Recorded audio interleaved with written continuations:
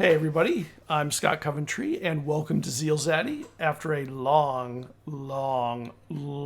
hiatus for some work outside of my cool ZealZaddy work. I had to do a little traveling, which was fun. It's nice to travel, but God, when you're out and you're doing that stuff, I don't know about you, but I miss D&D a whole lot. So this is Elixia, Box of Memories, and we are at Season 2, Episode 3. This episode is titled The Upside of Pain. This is a D&D 5e campaign in a homebrew world. Well, I have to move a camera for the players so they don't look at the side of me all night. That would be really weird for them, I think. Well, that's better. Hey, there you go. Give us a follow everywhere. It's just at ZealZaddy or /ZealZaddy. So that would be Discord, Twitter, Instagram, Facebook, Patreon. There's a website coming, which is in the works. But the most important thing, though, is for us to meet the players. So let's move on to them. All right. Is everybody in the right places? They are. They're still in the right places. We haven't lost anything yet. Except our minds, potentially. Let's hope the audio is good this time. Yeah. Is the audio okay? Hear us? Can you hear us? Do we sound A-okay? Uh-oh. Somebody's spamming caps. I think I'm going to turn that thing off. I don't really care if people use caps.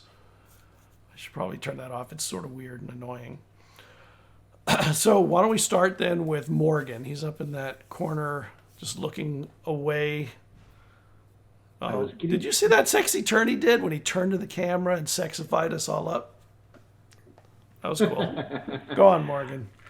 What's up, everybody? I am so happy to be back because these guys know I really love playing with them. It is a fun game. I play Vesryn Madrick. He is the party's wizard and pompous noble. I am in charge of Mind Played Mondays. If you're looking for a DungeonMaster to run a game for you, check us out, mindplayedmondays.com. Also have content on DM's Guild as well as t-shirt designs on Amazon. So please check us out, and you can follow me on Twitter at mindplayedmondays. And I will pass the baton to whoever next. Let's go to Tiffany next. We're gonna go counterclockwise. Sagewind. We go by Gwyn. She's the party bard. And in my free time, I also run my own campaign called Dungeon Damsels. Feel free to check it out. But stay tuned for this campaign because we got some great players and great plot. All right, let's go to Brandon in his new digs. Hi, I'm Brandon. I play Morcant von Amstel, the cleric of the group, and I'm super excited to be playing with these guys again. It's been a minute, and girls, sorry. So yeah, let's get to it. All right, Dillon. Last but least, am I right? Yeah. Yep. You're not supposed to nod at that. Oh. I'm Dillon. I play Eslov, the Dragonborne Barbarian, who does not run away from fights ever. Who has never run away from a fight. Never ever. And it feels like it's been a long time since we've played, but we're all back, and I'm stoked. All right, so I think I'm gonna have to do a little recap. We had 3 weeks off, which was a painful 3 weeks to be away. So I'll do a real quick recap to get everyone back to where we are, and not force that upon my players tonight. My poor players, I don't think would be ready for a month ago recap. It would be very hard. So last week, monsters attacked. Everyone ran. Brandon tried to blow up a ship while he slept. Sheets of acid webbing. What else? Let me look at my notes. That might help a little bit. I know. Well, after Brandon tried to blow up the ship, we ended up having to land because the ship was damaged, right? Yes, it was damaged. And we met some people that were hunting something that Eslov and Dwyn encountered that they did not run away from, as Eslov pointed out earlier. They did not encounter it and run away. They fought it and they tactically retreated. Yep. So I followed Caradwin out. That's what.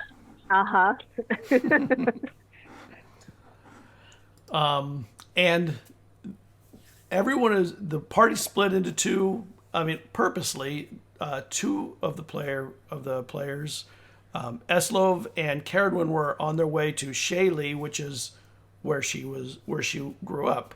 My hometown. Yep, hometown to see mom and sister and all that. And you weren't quite there yet. On the other end, the noble Vesryn and the high cleric Morcant were on their way back to Phelan, which was the center of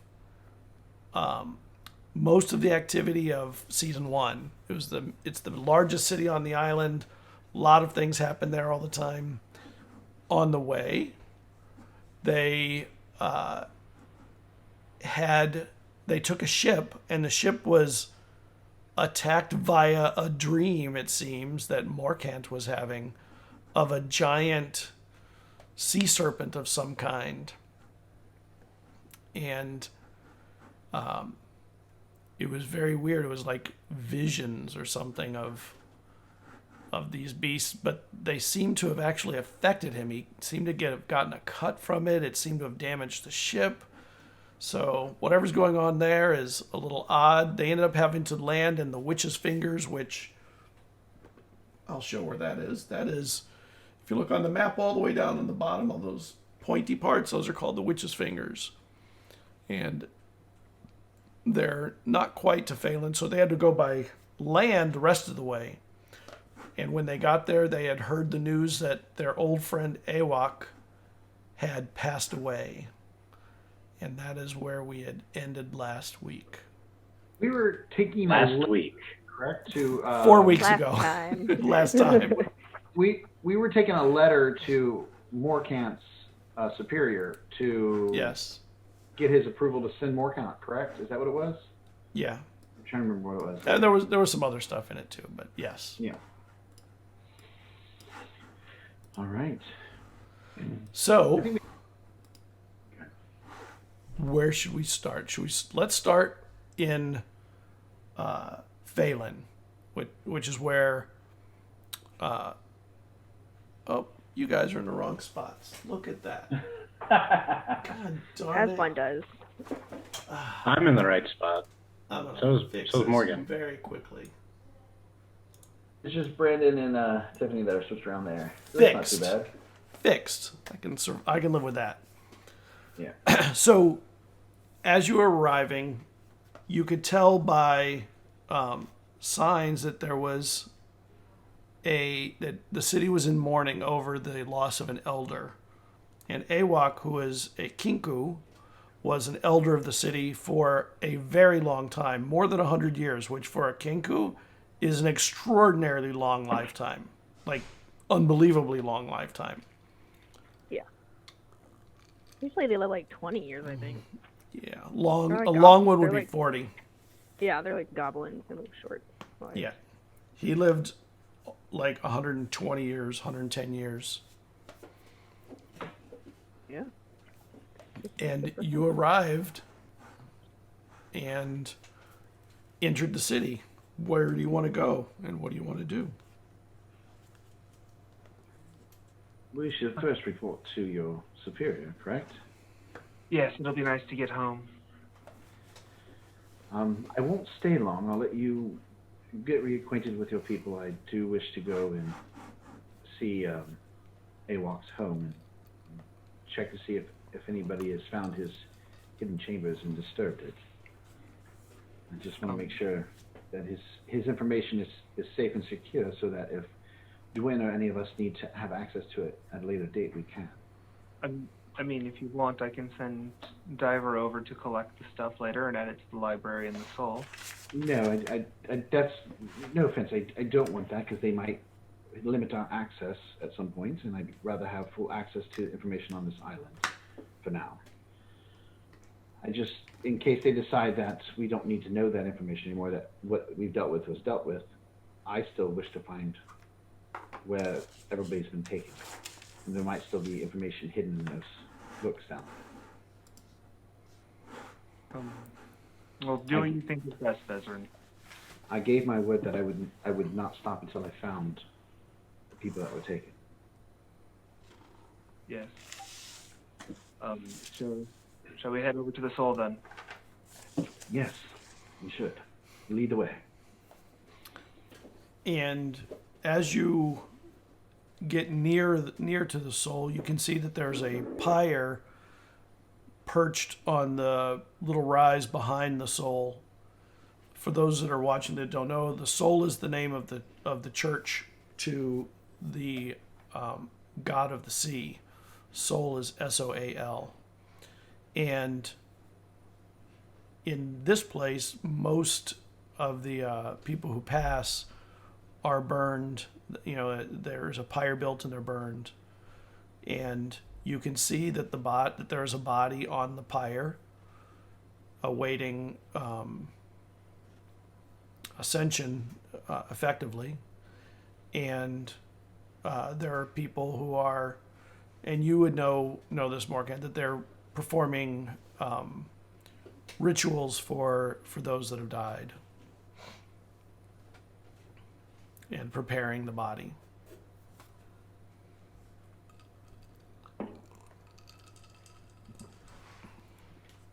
And there's a lot of, yeah, and there's activity around the Soul itself. You know, there are people doing other things. There's still a few children here that have not been found homes yet, although a lot of that was taken care of by the demon, interestingly. And upon you, Alistair comes out and sees you. And when he does, he stops and he comes to you. You've made it. I guess you've seen what has transpired. Yes, a lot has gone on for the last year. It's a shame what happened to Ewok. See the end of everything that happened and not be able to enjoy things getting back to normal. If you don't mind me asking, and maybe it's just my untrusting nature with everything that's happened, are we 100% sure that his death was natural? He was found in his bed. I mean, We did not find anything that suggested anything other than natural reasons for his death. He was very old. no, I understand that. Again, I have a less than trusting nature after what has happened over the last year, so. Understood. What is to become of his home? He's actually left a scroll of remains that will be read after his memorial. Understood. I'm going to go pay my respects. They said they're preparing the body. Am I able to pay respects to him at this moment, or? There will be a full memorial later this evening as the sun sets. But if you'd like to pay some respects now, you're more than welcome. Other people have also, the elders mostly. I would most appreciatively would like to do that. Yes. Okay. I think Brandon did get a haircut. Someone asked that. I did get a haircut. It looks great. My first one in like a very long time. Well, guess how long it's been for me? A very, very long time. A week. Actually, I might, don't hold me to this, but I might be getting it cut at the end of the month. Cut or trimmed? Trimmed. You think I'd get this cut off? Kidding me? I used That's years in the works. This is years. It's been like a year and a half since I got this cut. Is it long enough for Locks of Love? Nope. I think Vesryn would also, after paying his respects, would like to go and buy a hand axe. Would like to get a symbol from the soul, a flute, as well. And if I'm able to get those things, I have some plans for that. Oh, okay. A hand axe and a flute. It sounds like some kind of a scavenger hunt kind of thing. Yeah. Yeah. And a symbol for the soul for Yeah. for Okay. Morcant, you were speaking with the Epania Alistair, and he was asking you about how the trip was, that Acor blessed you because nobody was injured during the trials at sea. Trials and tribulations. Yes. And everyone seems to be preoccupied with the upcoming memorial for the elder. And now my dogs are barking. And another interruption. Perfect. Just in time for the stream to be fixed. Yep. A guest appearance from Scott's Dogs.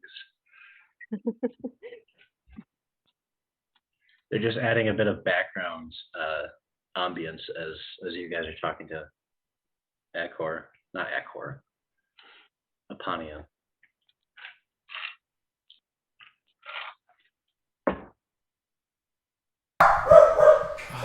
I'm torn. My wife's coming in, so that's why they're barking. I heard her car pull up. Okay, but they're quiet now. She must have got in. Thank goodness. Okay. Maybe we won't be interrupted anymore tonight by technical issues, beasts in the field.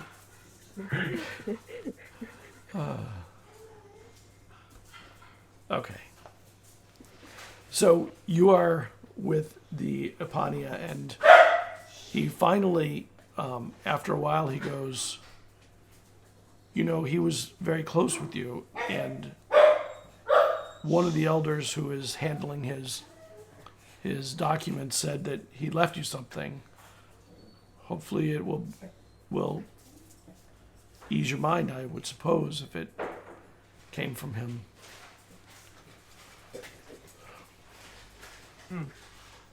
I'm interested to find out what it is. Where When are does the ceremony start? your other companions, Eslov and Caradwin? They went to see Caradwin's family. In or near Shaley, right? I believe so, yes. Well, I know that Captain Omari would be happy to see Eslov, and it looks like he is not here, so she'll have to wait until he arrives, I guess. I do have a lot of things to attend to. If there's nothing else, I'm going to continue on. Welcome back, by the way. The Viscount has a letter, or what's the correct, the Duke? Viscount. What's Yeah. the correct title? Who's that? Of Vesryn's father. Oh, goodness. Yeah. And he takes it from you, and he starts reading the letter.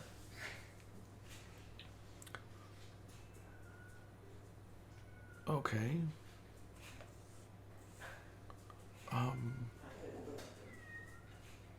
This is interesting. We'll talk about this when I return, Morcant. Whenever you're ready, I'm gonna go put my stuff away in my room.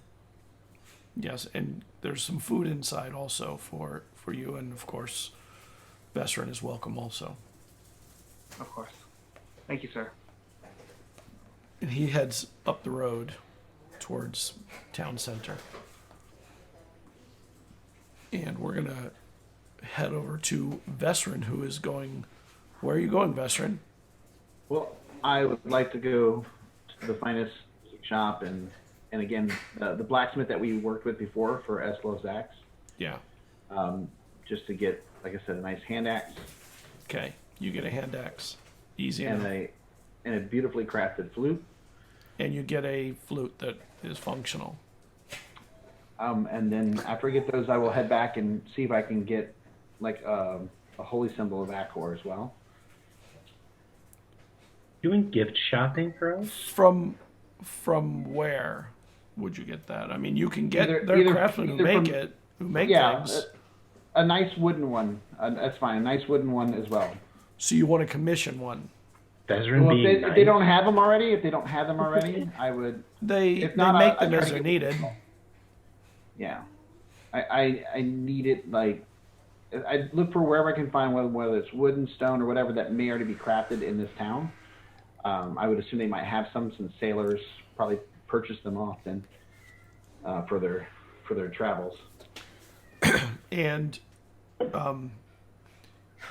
the wood craftsman that you are speaking with says he'll prepare you one. There's limited capacity at the moment because there's so many other tasks that need to be handled, and there's very few craftsmen actually handling work in the city at the moment. But I'll work on it as quickly as I can. I will lean in and tell him, this is something I'd like to have crafted for Awok. Then it needs to be today. Yes. And he says, I'll prepare it. It may be limited in what I can do in the time frame I have, but I'll get you one by this eve. That is all I ask. Thank you. Okay. That'll be what I'm doing for now. Just Okay. doing those things. Get that prepared for. And we're going to hop over to where Caradwyn and Eslov are on the road to Shaley.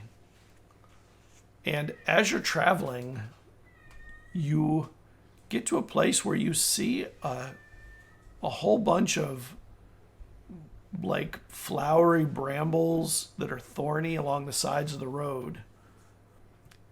And they look kind of like the plants that traveler on the road that you had run into a few days ago had told you about. Yeah, these like new plants, right? Yeah. What is it this time? It's just a thorny vine. It's no big deal. And before they were just burned trees, am I right? Well, yeah, that's true. Last time it was a thorny vine. Everybody didn't think it was anything, and I wanted to keep it locked up. Remember? So just saying. I think I Walk did right detect past it. magic on these vines, and they weren't magical. So Correct. They're not. Can I tell if can I do like a nature check to see if these plants are coming from a certain spot? You can. I'll help with that because I have proficiency in nature. Yep, you are getting better and better at it. Both of you are capable. Okay, that's a natural 20. Okay. Second roll, I assume. Actually, it was 2. Here, I'll give you this screenshot. You can see. Damn. You see Okay. it. Then I'm not even going to make you make an intelligence check that I was going to make you make. So, when you get close to them, you have this vague recollection of seeing some plants like this when you were really, really young. Like you and your sister played with them or something, and you would get poked with them, but you could pull the vines apart. And what was really weird is you'd pull them, you'd break them off, and they would continue growing sometimes for a few days before they would die. But the vines do grow fairly quick. and this is from your really early childhood memory. Mm-hmm. But you don't remember ever seeing him, between that time and now. I'll mention it to Eslov. I remember seeing these when I was just a wee little lass. We'd pull them up and they wouldn't die until a few days later. But they've been absent for over 100 years. I don't know what brought them out now. To look at them for a second. Is there anything I can figure out about them, like maybe using like survival or nature or some sort of check like that? Well, they do have some interesting characteristics. The thorns grow longer and sharper nearer the little flowers. They have little red flowers on them. They grow thick in patches. Not that they don't cover fields. They grow in clumps, and they fill patches, and they're really pretty when all the flowers are blooming. Where they're the more open the flower is, the longer and more pointed the thorns around the flower are. So it looks like the thorns get sharper and more pokey as the flowers open. Along the rest of the body, the rest of the vine, they kind of fade down to nothing until for a long part of the vine there's none. And you kind of remember, Caradwin, that when you were a kid, there was some kind of a song about, they were called brambly thorns. You remember, but you don't really remember it. There was some, like a kid's song about them. I'll let you make it up if you want. Probably. I mean, I would probably be to like a Welsh tune. Yeah. Eslov is going to pick one, hand it to Caradwin, and say, "Here, you can give this to Vesryn." Why do you think Vesryn would want this? And he just shrugs. Is it like just a vine? Is it not It's even got it's got the flower. No, but yeah, sure. He just gives you the vine. He forgets to I give was you the like, flower. there's not even like a flower on it. It is just a vine, but there are also, after a little while, you see that there are birds, little birds, kind of underneath the brambles. And some birds, will hide under thorns and stuff, but the birds look like they're dead. Can I investigate the birds to see how they died? Sure. And you go to pick one up, and it moves. But it moves like it's wobbly, And there are little berries all along the bottom that have been, opened and partially eaten. And the birds, when you realize, you actually think they're more like drunk. Huh. I'm gonna just kind of put the bird back, because and then can I take samples of the plant, the berries and the flower? Cause I already have a vine, so. Yeah, the berries are underneath. It's the brambles wrap around the little berry areas where they protect the berries, and inside there it makes like a nest that the birds go into and party. I'm gonna take a bit of it too. Maybe Eslov can figure out something medicinal with it. Sure. Okay. He'll rub it on the next open wound he gets and see what happens. Oh, nice. That's a good idea. To just experiment with. That's one way to learn what it does. Potentially toxic berries.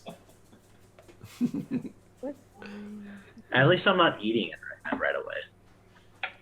Oh, okay. That's true.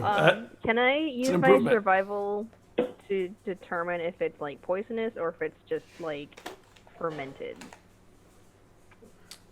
You could, with a little time. I mean, you could stay here for a while and test it. Well, me, I have a +12 in survival. Yeah, you could work together to do it, to find out if you wanted to stay and find out. Okay. Yeah, Okay. I think Eslov is interested in learning more about this. Okay, yeah. So you can do the roll. I'll assist you. All right.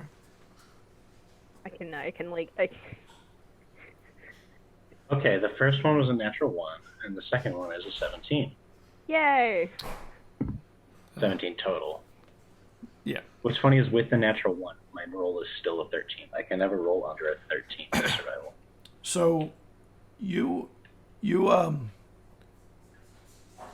after a while, you do some boiling it down almost to make like a reduction of some of the berries, over a little fire you make. And after it cools, the only way to really test it is to taste it. Or put it into a wound. I mean, you can do either one. No, he'll To try it. absolutely throw it in his mouth. Okay, so but it's more like like a jelly at that point. So it's more like get some on your finger and. Okay. So Instant death. Want me to roll up a new character?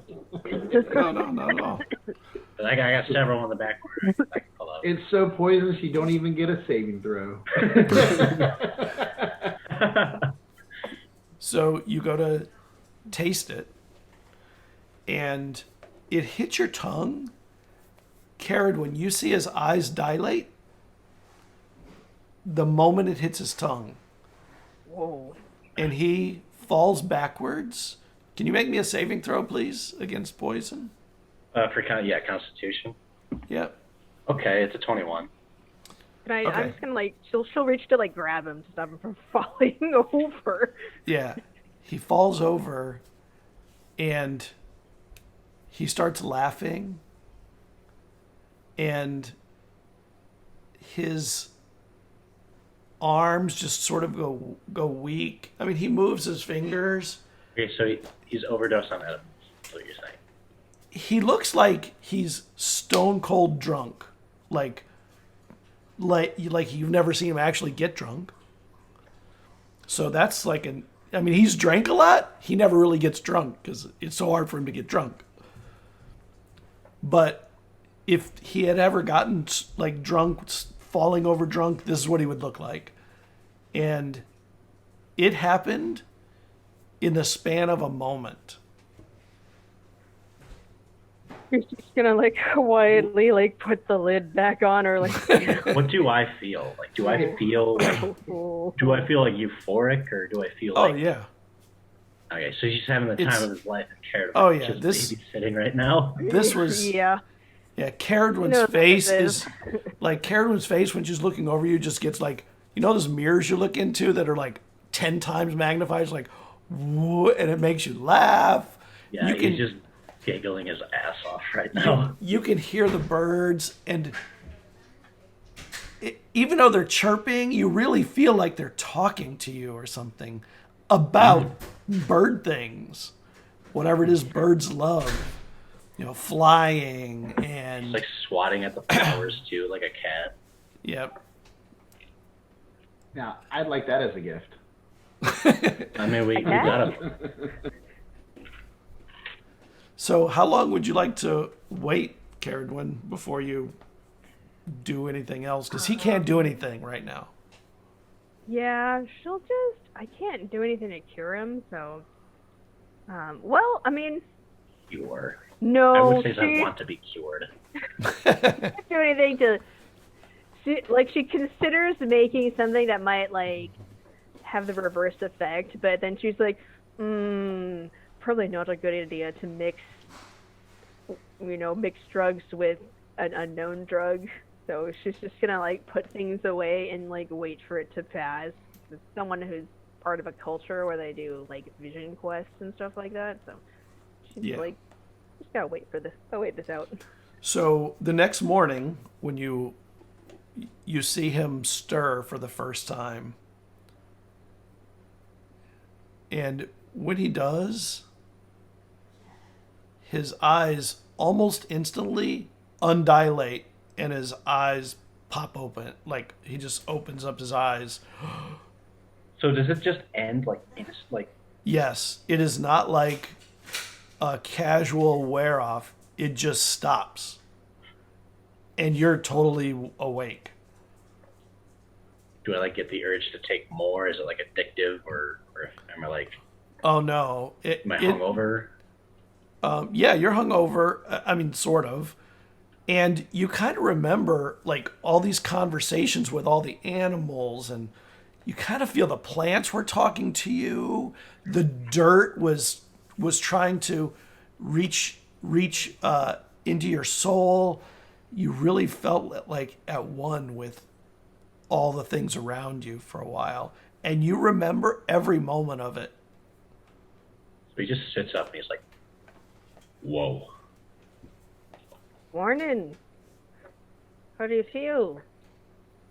What do I feel? I guess I have like a mild headache and I'm thirsty, I guess. Yeah, soreness. You really have to pee. Let me get back to you on that. And he goes and does his business. He comes back and he's like, "Yeah, what do you say? You ever have a bird talk to you Well, about how sunflower seeds are infinitely better than flax seeds?" I mean, have I, Scott? Like, Maybe, he's yeah, gone probably. on, like, Probably. well, as a worshipper of quail, we go Sure. on a spiritual journey into the forest where we seclude ourselves to the forest and, commune with nature for about 4 months. But so This would help with that, I think. And he points to the thing. So, did you hear the birds talking? Did you hear the? I heard everything talking. I heard the plants talking. I think the dirt chimed in the conversation at one point. Looks at the ground. Yeah, he looks at the ground too. What Yeah, does the dirt say? What did the dirt say? It talked about worms He and talked about life and growth coming from it. It's the most important thing in all of nature. dirt is is this- surprisingly arrogant. Is this part 2 of the What Did the Fox Say? Is it now like What Did the Dirt Say?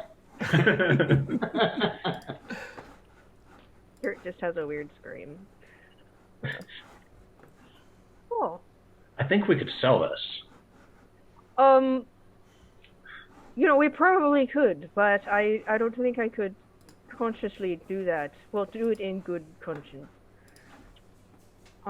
You were, like, out to town, like, across the island, just gone. Did I go? I mean, just out of your mind, whack. Didn't he just, like, sprawl on the ground, or, like, did he do anything weird while he was just, like, sitting, or did he just, like, melt into the floor? He just once he hit the floor, he barely moved. Sure, just gone. Nothing I did would wake you out of it. I don't think Eslov has ever been like that under the influence. Like he's definitely, No, definitely not. if anything, he's gotten drunk like once at a Dragonborne festival way back. But Well, with Yeah. the shaman, you had an experience also, but it was a very different kind. It was more chill. This was very exciting and amplified. It amplified everything around you and made it more interesting, exciting, so etc. it was sativa this time, basically. Yeah. Yep. Perfect. It's a bad joke, I guess. So, you heard the dirt and the forest and the trees. Were you excited? Were you Oh yeah, it was great. I loved it. kind of like taking notes? Like, Would recommend. He well, he maybe when grabs we're the, not. he grabs on the air. jar and he holds it up to you. And she. Well, you're out for about a day, and so she stands up. I think we should get going. We'll take this with us. See if my mother knows anything about it. How much do we have? To go? You melted Well, enough to make like a little bit of a jelly, Yeah, well, he's gonna get more. Can I go grab more? Okay. Yeah. She won't stop him. Like, Yeah, you could get some more berries. okay, so we will gather the berries and head to Sheely. Don't get this in the strawberry jelly mixed up. That's all I'll say. Yeah. Noted.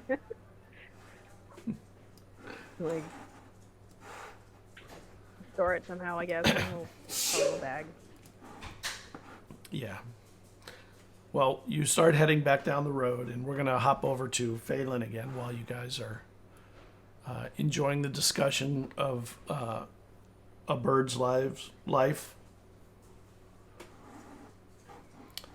Back in Phelan, as you as the evening starts to come, you see people are starting to slowly gather around the soul, and you know that it's not long before the before Awok's memorial will begin.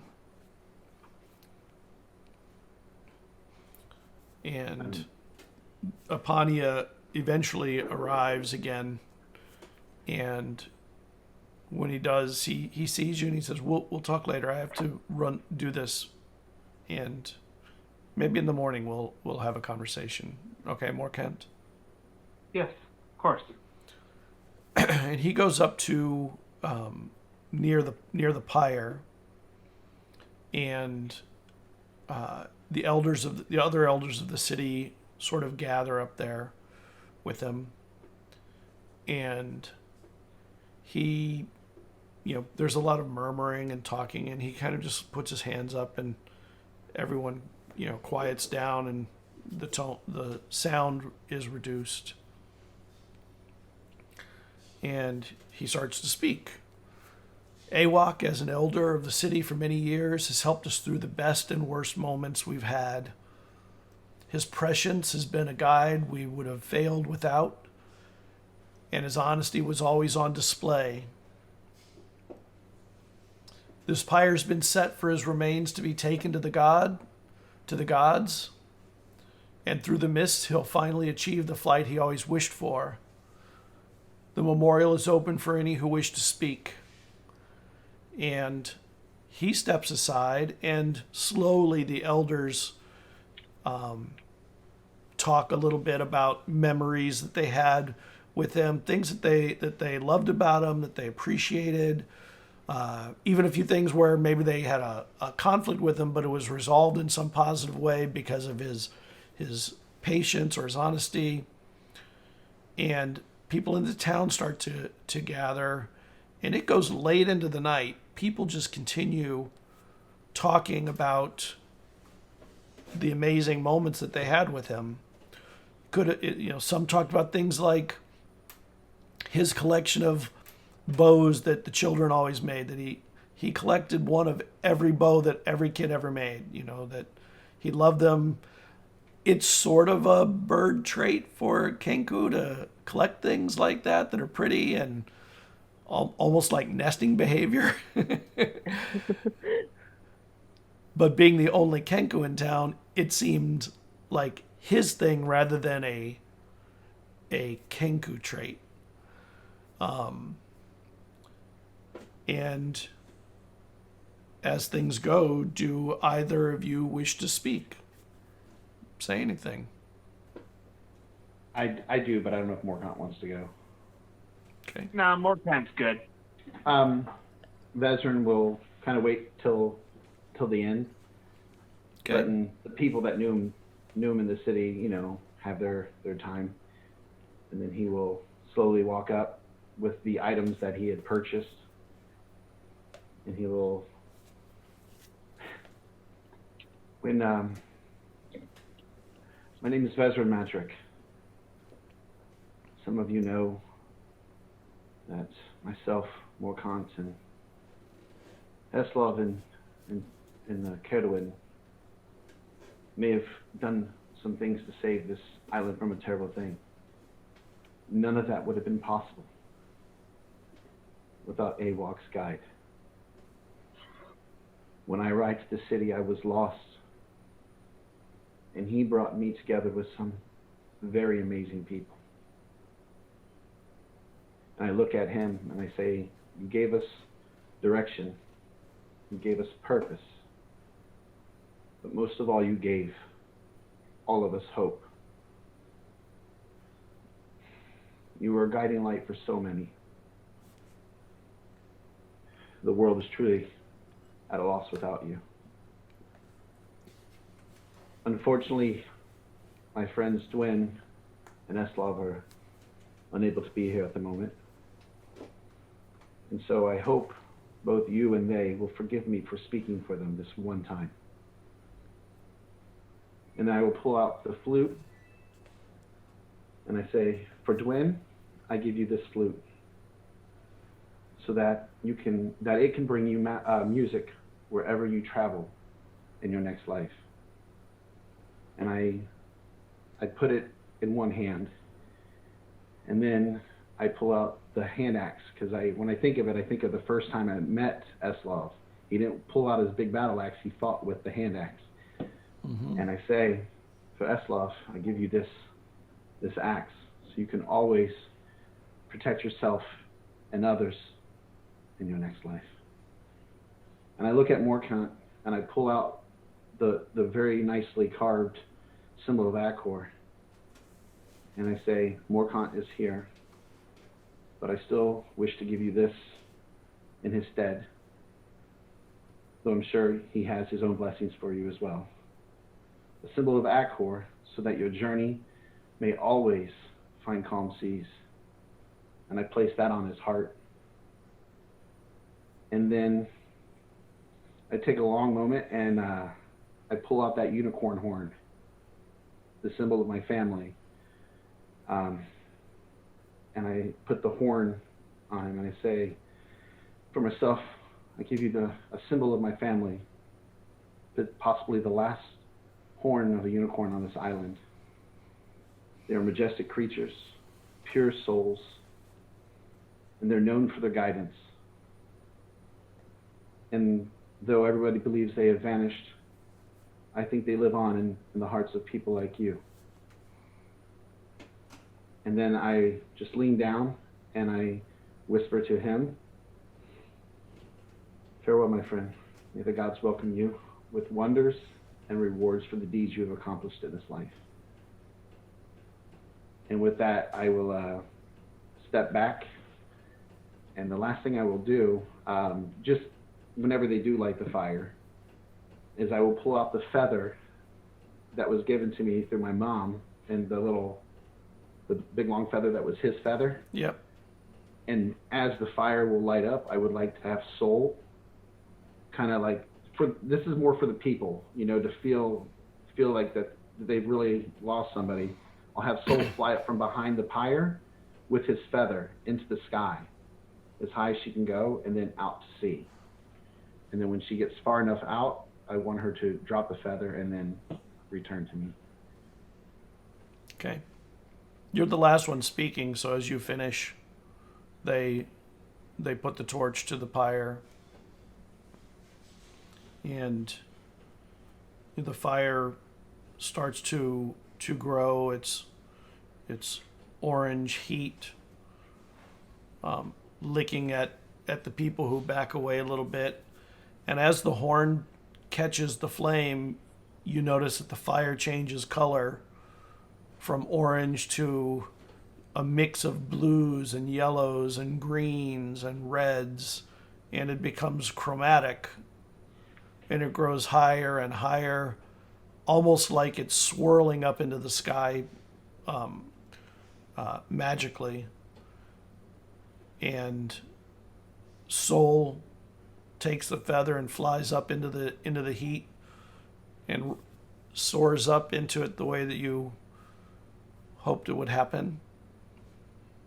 With the feather catches fire, but Soul carries it out to sea burning, so you can see the heat of it and your bird as it goes to sea and drops the feather. And it goes silent for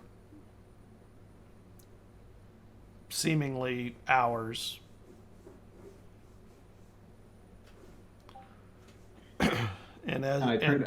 And people slowly begin to get a voice back and start talking amongst themselves quietly. Go on. I'll walk over to Morcant after all that starts to happen, and I'm sorry if I spoke out of turn for you. That's fine. I don't really know that all that was necessary, but I'm sure Awok would have appreciated the gesture.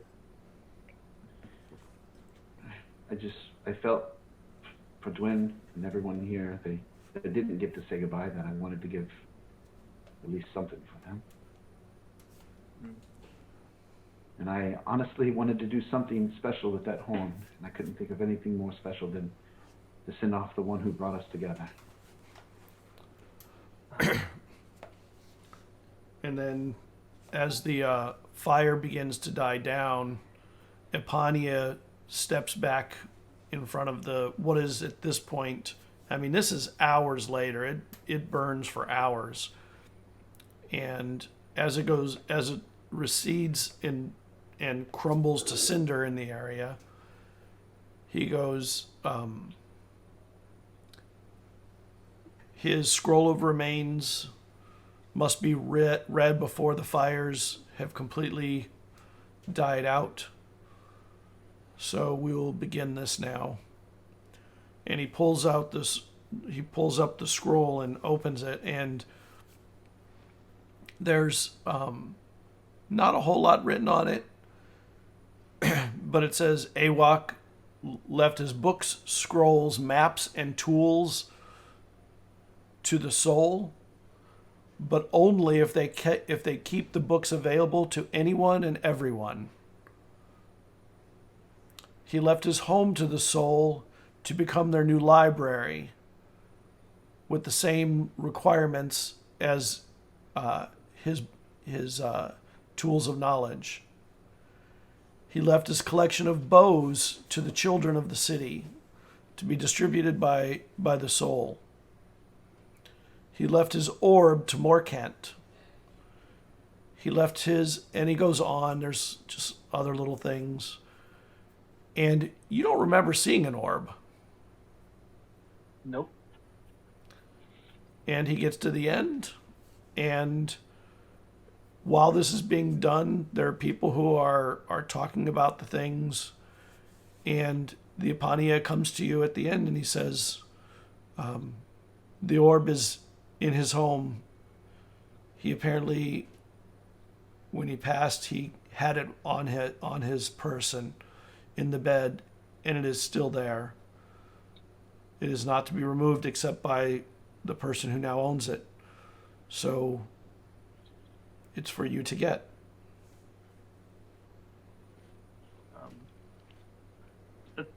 Well, thank you very much. I'll go retrieve it immediately. Okay. What are you doing, Vesryn? I mean, if You probably heard that conversation. You were probably Yeah. there. if you wish for me to go with you, I shall. If you wish to go alone, then I will stay. No, by all means, lead the way. All right. So let's go. All right.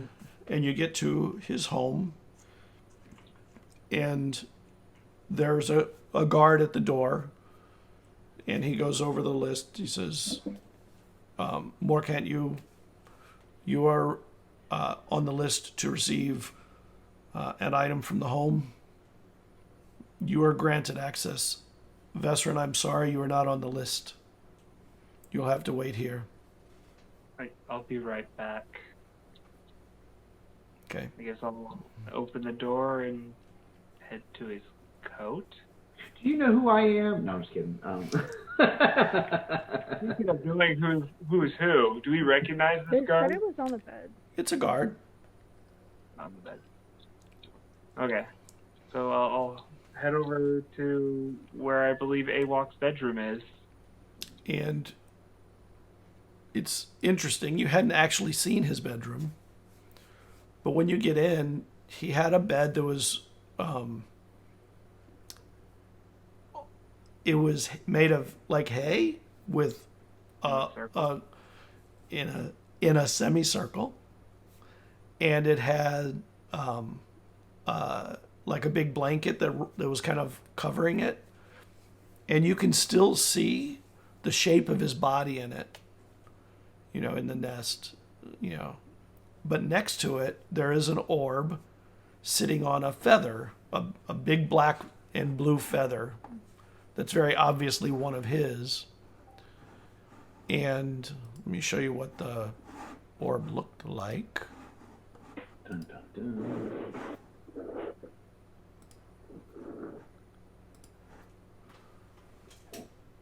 So let me go to. Okay. I mean, that's in front of the map, but it's basically like that, but there's no tree or anything in it. It's just like a golden mesh around an orb. All right. You able to see that? I guess you can Yeah. see it, right? And about how big is this orb? It's about 3 inches wide. I'll just pick it up Yeah, it's small. and then kind of look through it. It's got like a bit of haziness in it. I'll start walking out of his house and head back over to Vesryn. And do you keep the feather that was with it, or do you not? No, it's only the orb is mine. The orb was sitting on the feather. Okay. Either way.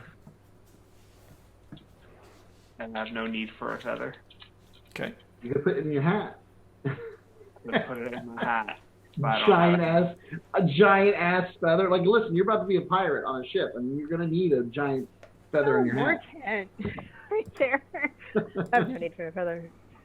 No need for a feather. Yeah, so I'll walk out with the orb to Vesryn and look at him and show him the orb. And do you think this is some kind of clue he wanted us to know something about?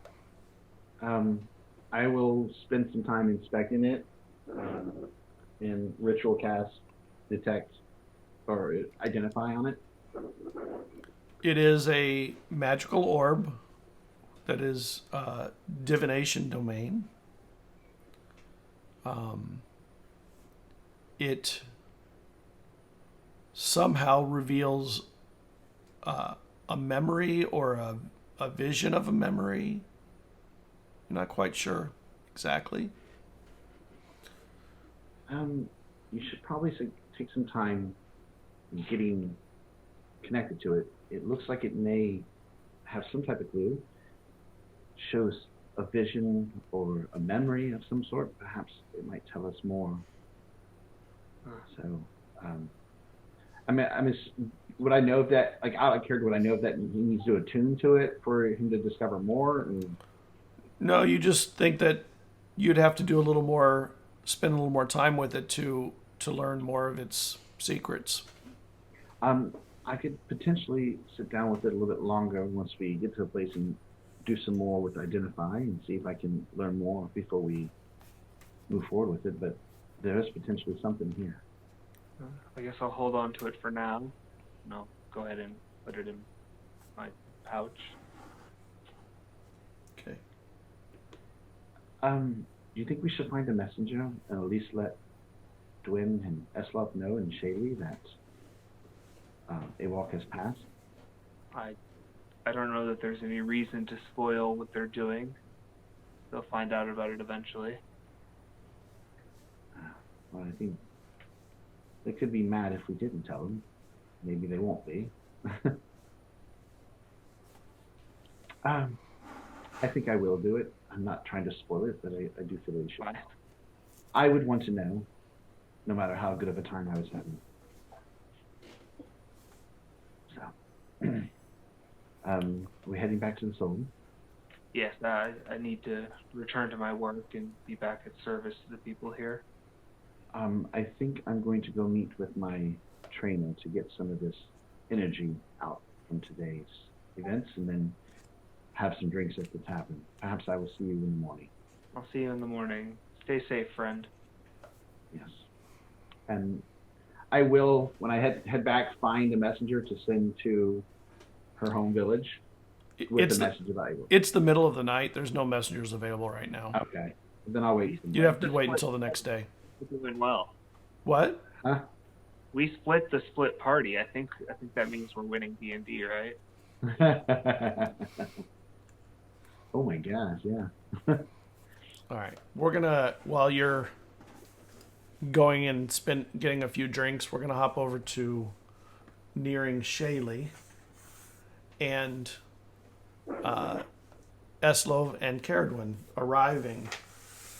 So you, for the first time in quite a while, Caradwin, you walk over a rise as the road kind of breaks away in front of you, and you can see the first couple of buildings, first couple of homes that make up Shaley on the outskirts of it.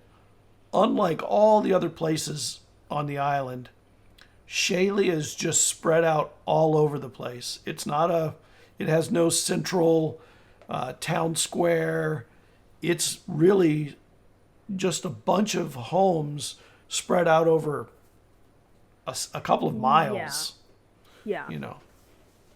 You see, like, I just see it as like farm town, where you just see fields and fields, but Yeah. they're not super organized fields. It's just At like all. yeah, like they're like not squares.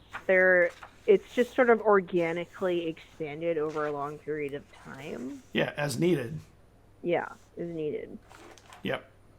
Does it have any sort of like town hall, or is it just or like town square maybe? There's a gathering spot that's outdoors that people use, but it's not really a building. It's more like a clearing.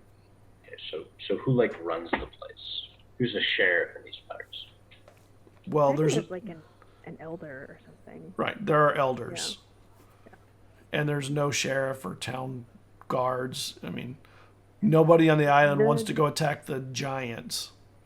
They have a large concentration of people who are trained to scout, Yeah. so they can fend for themselves. Also, yeah, they're giants. So everyone in Shaley gets at least basic scout training because they live in the middle of nowhere. And then the furbolgs like go in the forest. So Yeah. I mean, it's They not need to know only basic- furbolgs, but like as worshippers of Quiel, like they go in the forest. So like you need to know basic like survival to be in the forest for long periods of time. and as you're heading in and passing up the first building, you hear Caradwin, and some little girl named Berwin that you know comes and just literally leaps a fence, jumps over some bushes, and lands, arms wrapping around you. That And this feels is very out of place here, by the way. Because for once in his life, he's not taller than most people. Yeah, and this is just one of the girls that you know and have met, but at this point she's probably only 30 years old. Yeah, she's a youngin. Yes. She's a youngin. Okay, yeah, she just embraces her, she leaps into her arms, and I feel like this would be like a thing that they do kind of normally as like a Yeah. after a long period of being apart. So she Yes. just, braces for impact and takes the kid. Yeah. And the there's impact this- is substantial because they're Yeah, big. yeah. Oh, your goat's so big. You're Puts her back down. home. Yeah, I've been gone a long time. And then she kind of looks under your armpit and sees Eslov back there. You brought a dragon. Close. She's a Dragonborne. Dragonborne, Eslov. actually. This is Eslov. He'll like reach his hand up to meet the new person. And she whispers And in you- your ear, "Does he have wings?" I don't think so. He looks really uncomfortable with it. And she just smiles like ear to ear at you. Not like all the other people, they've been like afraid of you, like because of your size and your outward appearance of dragonness. This girl has none of that. It's more excitement and joy and wonder. Yes. So it feels like a little kid again. In a good way or in like a bad way? I mean, he just feels like he's so used to people being scared of him, Okay. and then now people are once again like looking down on him and also being friendly right off the bat. Uh-huh. She doesn't let go of you, though. Like, her feet still don't touch the ground. Your mother's going to be so happy to see you, and your sister, too. Oh, my gosh.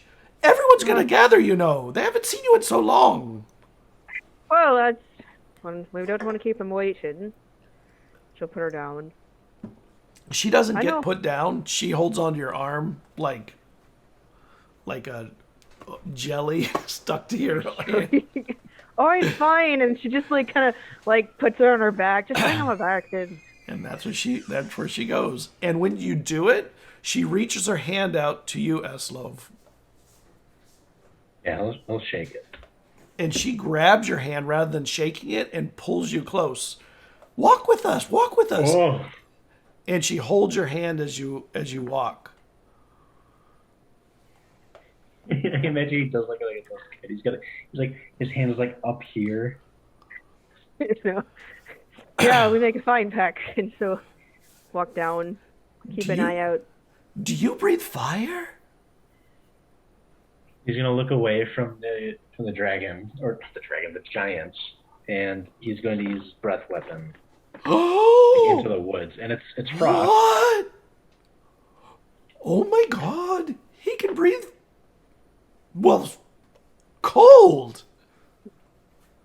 And then she gets off your shoulder and she goes over and starts feeling the coldness and the ice. It's cold enough to like freeze the foliage instantly. Can you freeze me? Can you freeze me? I don't think you want him to freeze you, kid. You'll be cold. I don't think that's such a great idea. Yeah, it's hard when you get hit by it. I mean, I love the snow. Is it colder This than is a snow? little colder than most snow. Ah, yes. I don't wish to be that frozen. Yeah, seems So- like ice cold. It's killed people before. We'll just say that. And she leans on you. Is he your boyfriend? No. Just is like, no. Please I tell me think- I hear that. You totally hear that. No, ask her about Vesryn. Oh, don't. What? What? Oh my Sorry. gosh, you have to tell me everything. I just know people and we travel together. It doesn't mean there's nothing else besides that. Where's my mother? Is your dragon friend a boy? I believe he is.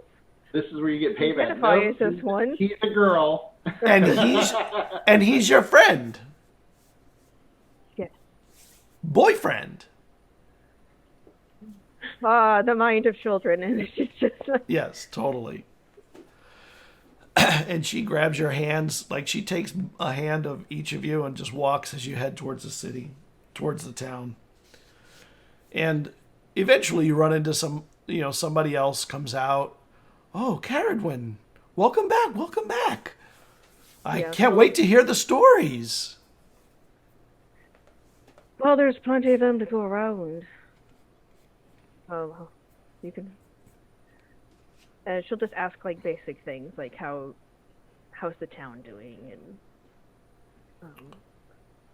And as you walk to the town, almost Disney-esque, you build a crowd behind you that starts following you and listening to you as you talk. And Eslov gets slowly wrapped around by elves and furbolgs and a few humans, but not very many. Yeah. And it becomes sort of a crowd that walks with you to town. And How many people is it?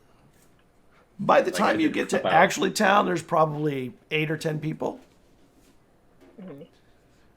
And this is the first time that you remember seeing people act like a clan, Eslov? Since I've been Since you've left here. home, yeah.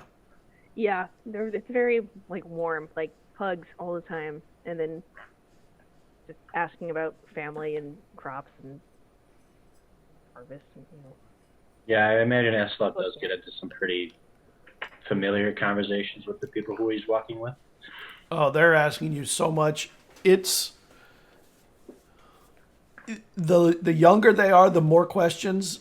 Quite often, the harder questions, because they're things about philosophy and how you handle X, and they're just like the big picture questions that they don't even realize are big picture questions.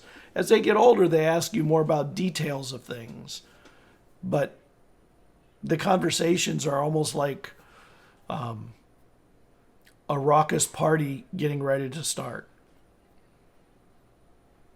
I mean, he answers what he can. Yeah, and they keep asking. And you eventually get to the town center, which is just a clearing, and there's, maybe 4 or 5 buildings, within eye shot of it and around it. And eventually you see, Caradwin, you see your mother coming up the road, oh, yay. Okay. and she picks up the pace. Yeah, I see my mom, and I go when I run over to her. It's like, mom, and then And she big picks embrace. you up oh, the way you pick everyone else up. It's been a long time since anyone's done that for me. How are things holding up at home, Mom? Oh, your sister is... Well, you fight with her all the time. You know what she's like. Well, yeah, I mean, she kind of leans in. Maybe that's why I left. But, the children are doing well. The town is doing okay. We were pretty untouched by the demon thing. Yeah, she looks over, like, at the field and sees everything's pretty much normal. Like, she's like, Yeah. yeah, I was worried, if I came out here, there's not a ton that authorities could do until they could send, people out. But they seem pretty unscathed. She'll pull out the funny, like, plant thing we found. Do you recognize this plant? Oh, bramblethorns, of course. I haven't seen them for so long, though. It's kind of nice to see them. The birds are loving it, of course. I remember seeing it when I was, a wee thing, but... That was the last time that they were growing. You know what makes them grow? They grow periodically, like cicadas do. They lie dormant in the soil until the year is right, and then they spring to life. So it's not a cause for concern, it's just normal. Well, it can be a cause for concern if people start dropping it into beer.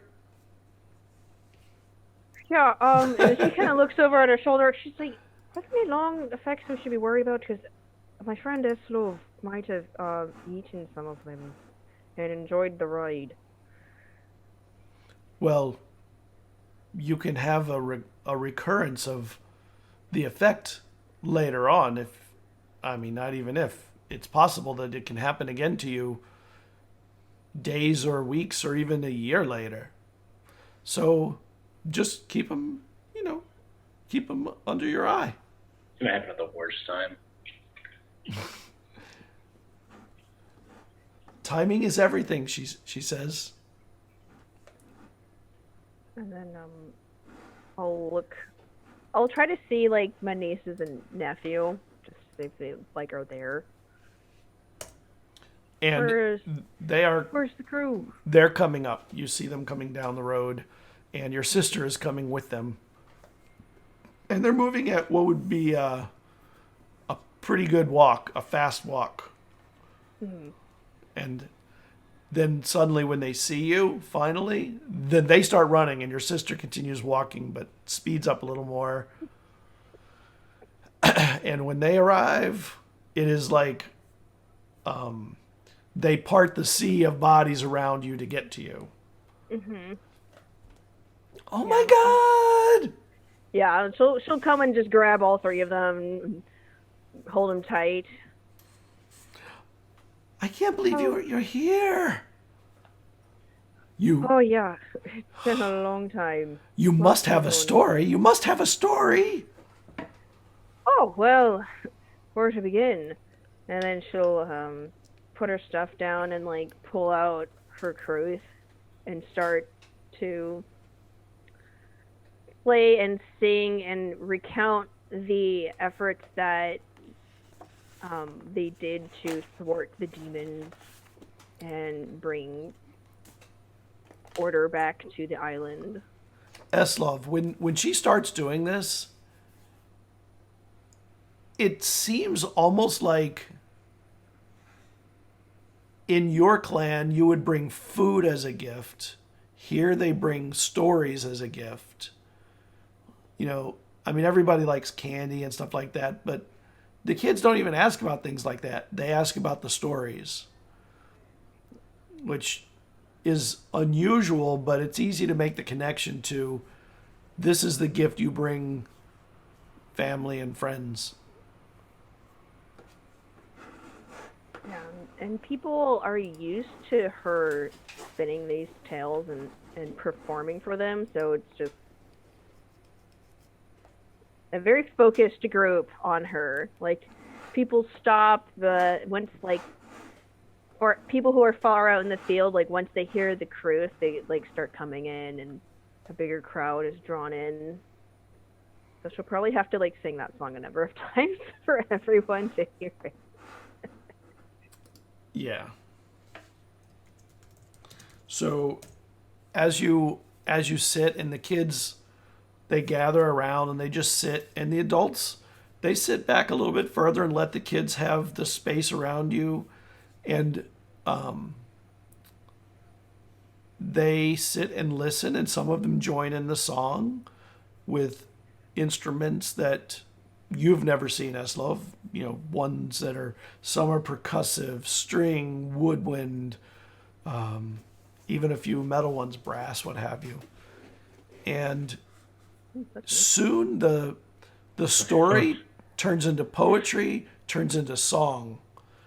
And by the time it gets to darkness, there's a fire that somehow has been lit, started in the middle of the town, and this just goes on all night long.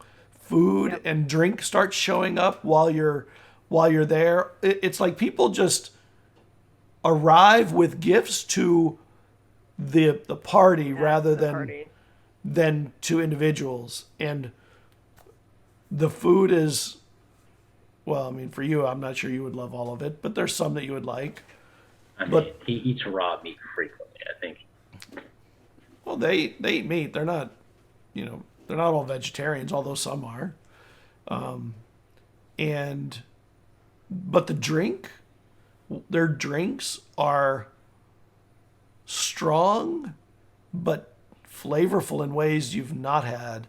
They taste like plum or like fruit, a lot of fruit wines and like homemade things. So. Yeah, sweet. A lot of sweet and savory types of drinks. But the more you drink, the more you realize that these are not made, like you see the humans and the elves sort of staying off of those and sort of sticking to their own ales and stuff. The Furbolg ones are potent. Yeah. Gotta have a heavier percentage of alcohol to get people that big. And sometimes they have more than just alcohol. They have herbs that have other effects. You know, they can be strong in their own ways. And what are you doing, Eslov, while this party grows? I mean, he's trying his best to fit in. He's like eating the food and he's talking to people. The kids still feels very awkward. The kids, the giants at least. Yeah, the kids are actually dragging you out to dance and play. Yeah. I mean, he'll show them how Dragonborne dance. Oh, they don't care. They make you dance in ways you've not danced. They'll find out about yours later. They're gonna pull you into Ring Around the Rosie types of stuff, and Yeah, they have like bonfire dances where they like go around in a circle and clap and hop and stuff. And But he likes it. Like it is reminiscent of what he's felt at like a Dragonborne festival, or celebration. So he's feeling very, very euphoric right now. Some of the kids they wrap their arms around you from the back, like warm hugs, and some of them pull your arm to get you to go here and there, and some of the teenagery ones bring you Furbolg drink. And they look at you. Can you handle strong drink, Eslov? He laughs. And they hand you big drinks in big wooden not casks, but big mugs. And how does it work? You drink, and they lift it to your mouth, and they sort of get you started. Well, I mean, but how does it work? Is what I mean. Does it have an effect on Eslov? How strong is it? Is what I'm saying. It's strong. It takes a while. I mean, you've got a pretty tough constitution, and you're big also. 16 to be exact. Yeah, and it takes a while, but you start to get a buzz going after a while, and it's a lot less than it would take any of those other drinks you've seen among the humans and elves. And the kids are drinking it, and the teens are it's not like forbidden for young ones to partake. Yeah, it's like in Europe, like yes, kids can drink as long as they have like adults supervising them. Yeah. And while the party goes on, we're gonna step over to Phelan. I'll be right back. Vesryn, you are in the bar spending time working on your identification, and you get more of a sense for the item. And I'm like, shit, I just burned up my feather. Maybe the soul will have something of a walk that we can use to see this memory. 'Cause I have no idea there was a feather in there with it. No, you don't. Didn't tell me. So, I'm assuming this is the next morning, or is this in the evening? It takes you all night to do it. Yeah. I sleep, I wake up, I get a quick meal, and then I will head over to the soul and try to locate Morcant. I'll send my soul ahead of me to see if she can kind of see where he might be. He's at the soul. Yeah, and just that way I know directly where to walk to find him instead of like wandering around asking, "Have you seen Morcant? Have you seen Morcant?" So, now when I find you, I don't know, what are you doing when I find you? He's just go on. What are you doing? No, go ahead. No, I'm saying you're up early in the morning. You get awakened by the other clerics. I imagine we all probably get really. I like to think I'm a mid-sweeping. Doing some good sweeping work, keeping things clean. Nice. Well, a lot of them are cleaning the ash that's left outside. Some are cleaning inside the soul. All that. But yes, cleaning happens early. A few moments before I arrive, you see Soul land on your shoulder. She just kind of looks at you, and then... yeah, and then I will show up. About your orb, we need to find something. We need to find something of AWOC's, like a blood or a feather. I'm kind of kicking myself for not keeping the one that I had, because... As I'm sweeping his ashes, I go, perhaps some of these ashes? Would the ashes work? Or does it need to be something that's still whole? I mean, from what I know, from what I identified. You don't think so? I don't believe so. I think it needs to be something whole of this, so not the burnt remains. A feather, blood, a fingernail, a tooth.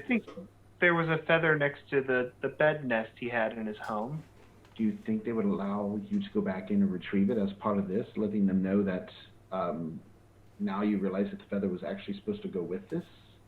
Well, I mean, the soul does have to turn his house into a library, so I'd imagine they would expect the soul to show up. So we need to get the feather, and while you're holding the feather... Vesryn? Yes? Vesryn? Why do we need to get the feather now? I'm telling you, you need to get the feather, and while you're holding the feather... Remember I told you this orb has like memories or a vision of some sort? It seems that it will play last few moments before his death as well as after, if you have something of them while you're holding it. Perhaps he had a message for you. So you're saying you believe Awok left me a message before or after he died, and he put it in this orb?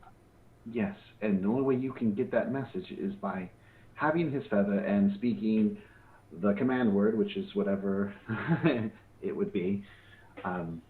Yes, we need the feather so you can see what he had for you. Okay, well, I'm in the middle of sweeping. As soon as my task here is done, I'll just head over. I will help with prestidigitation to help speed it along. Fine, let's go. So lazy. Not lazy, we have work to do. All right?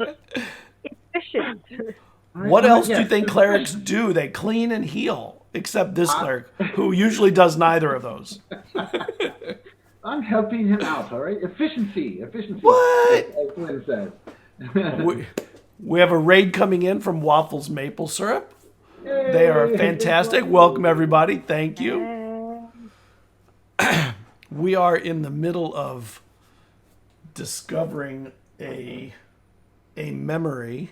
I'm going to go to the other screen so they'll be able to see the item. Welcome, everybody. There's this. I'll let you guys talk about it as you head over to Awok's house, who is a Kenku. I'm quite curious to see what Awok left for you. I mean, with his passing, it's very strange that he wanted to leave a specific message, and he gave it to you. It must be important. I assume he knew he was going to die then, if he went out of his way to make this orb. I'm really hoping that it was natural, and that he just knew his time was coming. I really don't think I could stand hearing that there's something other harming people on this island. So, but I need to know if you're willing to tell me whatever he tells you. I mean, obviously, you decide that after you hear the message, but... Of course. Let's head over to Awok's place now. And you get there, there's still a guard. It's a different guard at this time. They've had a change of guard at some point. Guarding the home. And he sees you coming up and says, did you forget something, Morcant? Yes, I did. Because it says you had already gone in. Okay. Continuing. I'm sorry, Vesryn, you were not allowed in.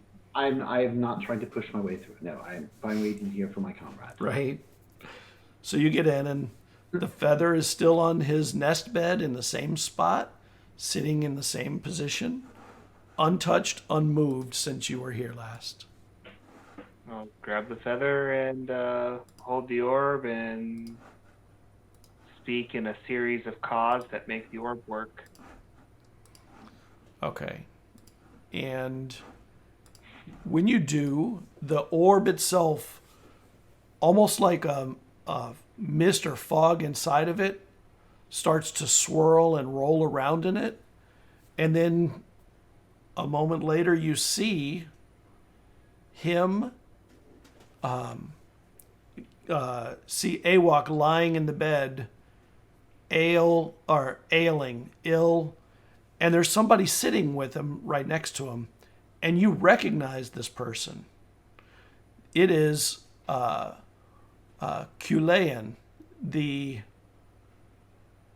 person you had met on the road between the ship where you landed after the ship and before you'd gotten to Phelan. And he's holding his hand as Awok is weakening. And he leans towards him and he whispers to him. And the whisper gets amplified through the orb, and you can hear him say, your few seasons of life were worthy, my friend. Your service in seeking Kalius will be rewarded when she's found. Through her, Karos' deceit will not go unpunished. Perhaps because of your companionships, there's an upside to this pain of loss. Perhaps I'll even find my beloved Reveus again. Blessings to you. And he kisses him on the forehead. And you can see when he pulls back that there's a tear rolling down his face. I'll miss you, my friend. And as he does, he says, soar. And this almost like a misty, ghostly form sort of rises out of him in the shape of a bird. And it flies up. And Kulean stays there and cries. You can see that it's a silent moment for him where the tears roll down and he says goodbye to his friend.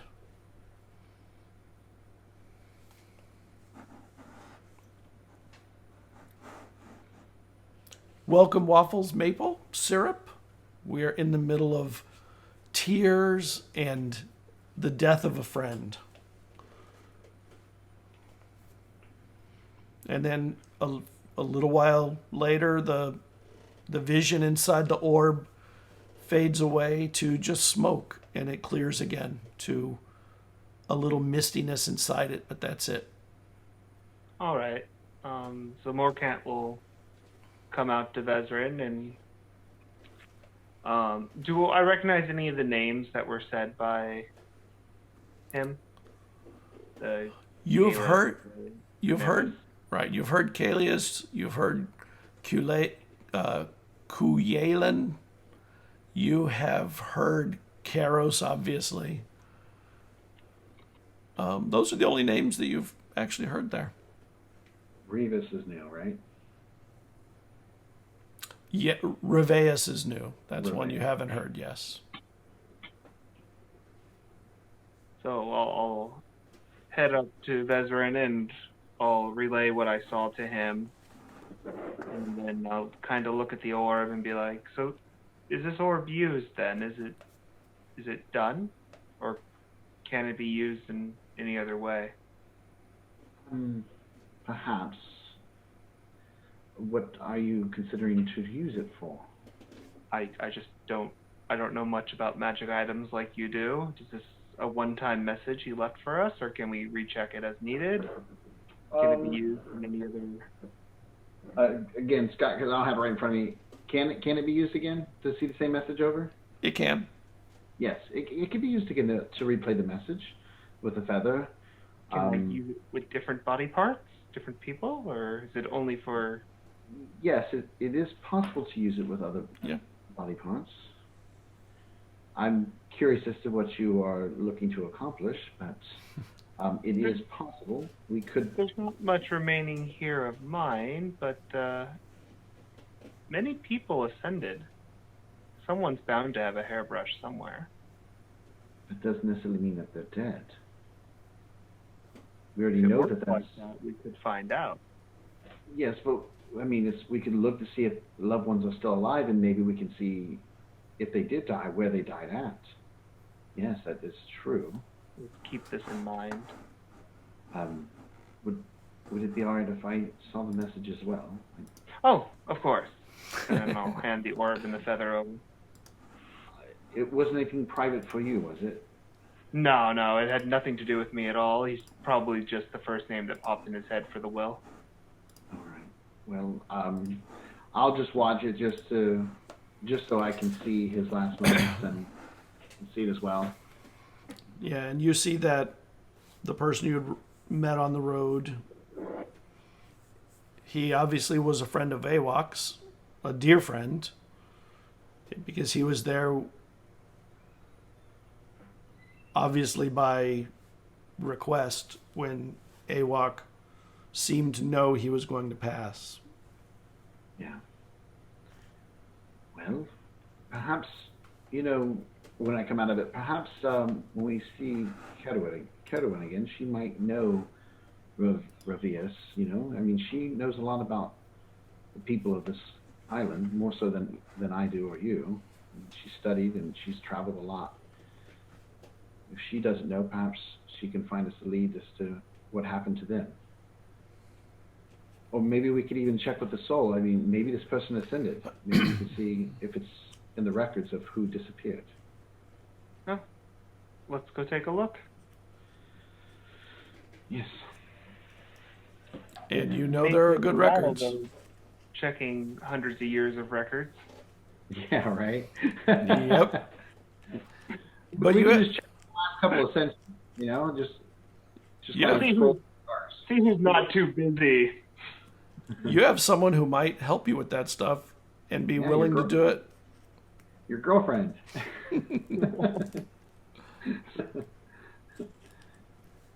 So, let's head back.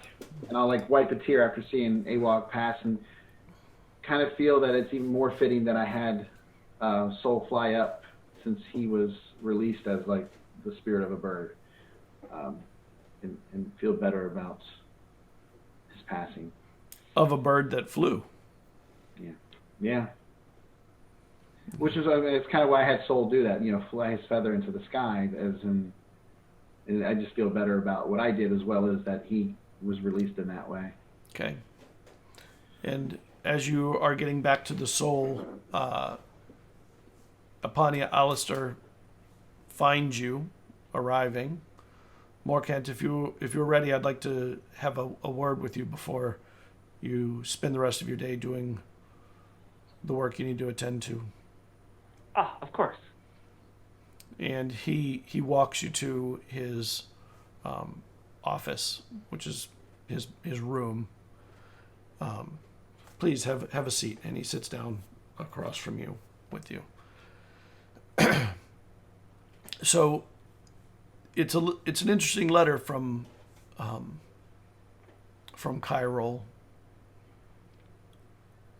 It explains some of the circumstances of Vesryn, obviously, and that he's saying that the island, of course, owes Vesryn, yourself, Caradwyn, and Eslov a debt of gratitude, which I can't agree with more. Part of the letter, though, is a writ. So there's a legal bound to some of the request. And it is that Vesryn is by necessity needing to leave the island soon, and that provisions within reason should be provided, should be afforded him and his 4 companions to travel to Arendelle. I assume the 4th is the woman that's been helping train him. I don't know her name yet. I honestly don't know who his companions are going to be. All I did was come back here with him. It specifies the 3 of you, Morcant, Caradwyn, Eslov, and his trainer. Oh.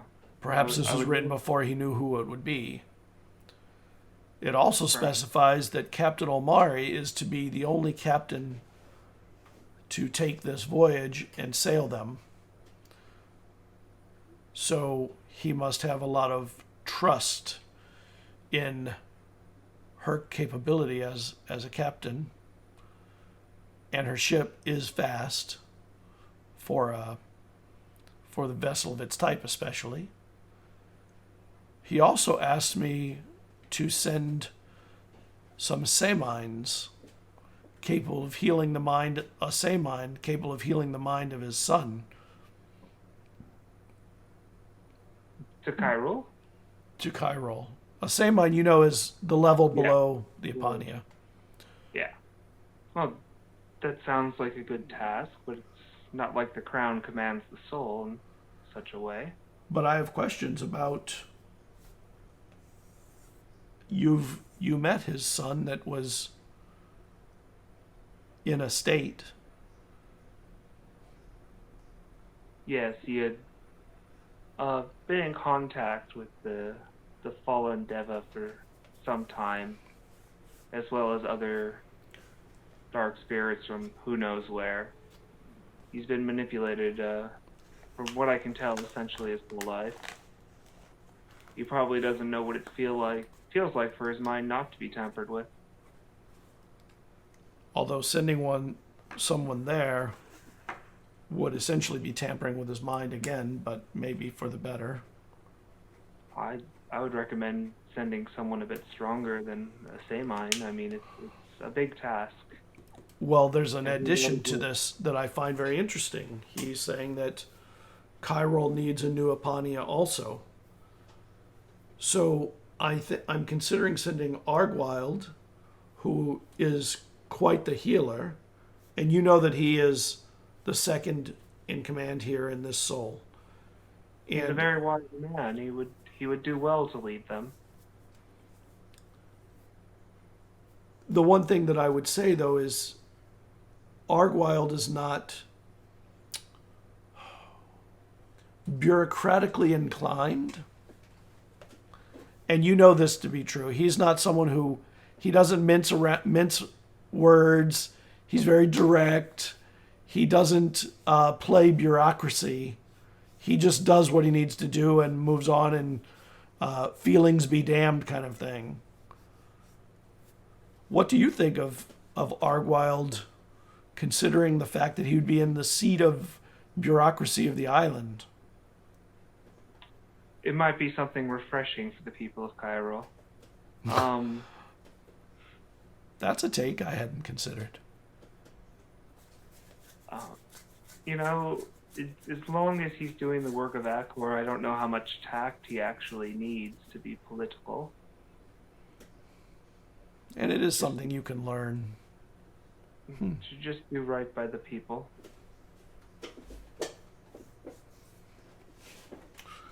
Well, that's the kind of candor I appreciate from you. Of course. Additionally, I'm sending you as an emissary to Wythe. You already knew that was coming. Yeah.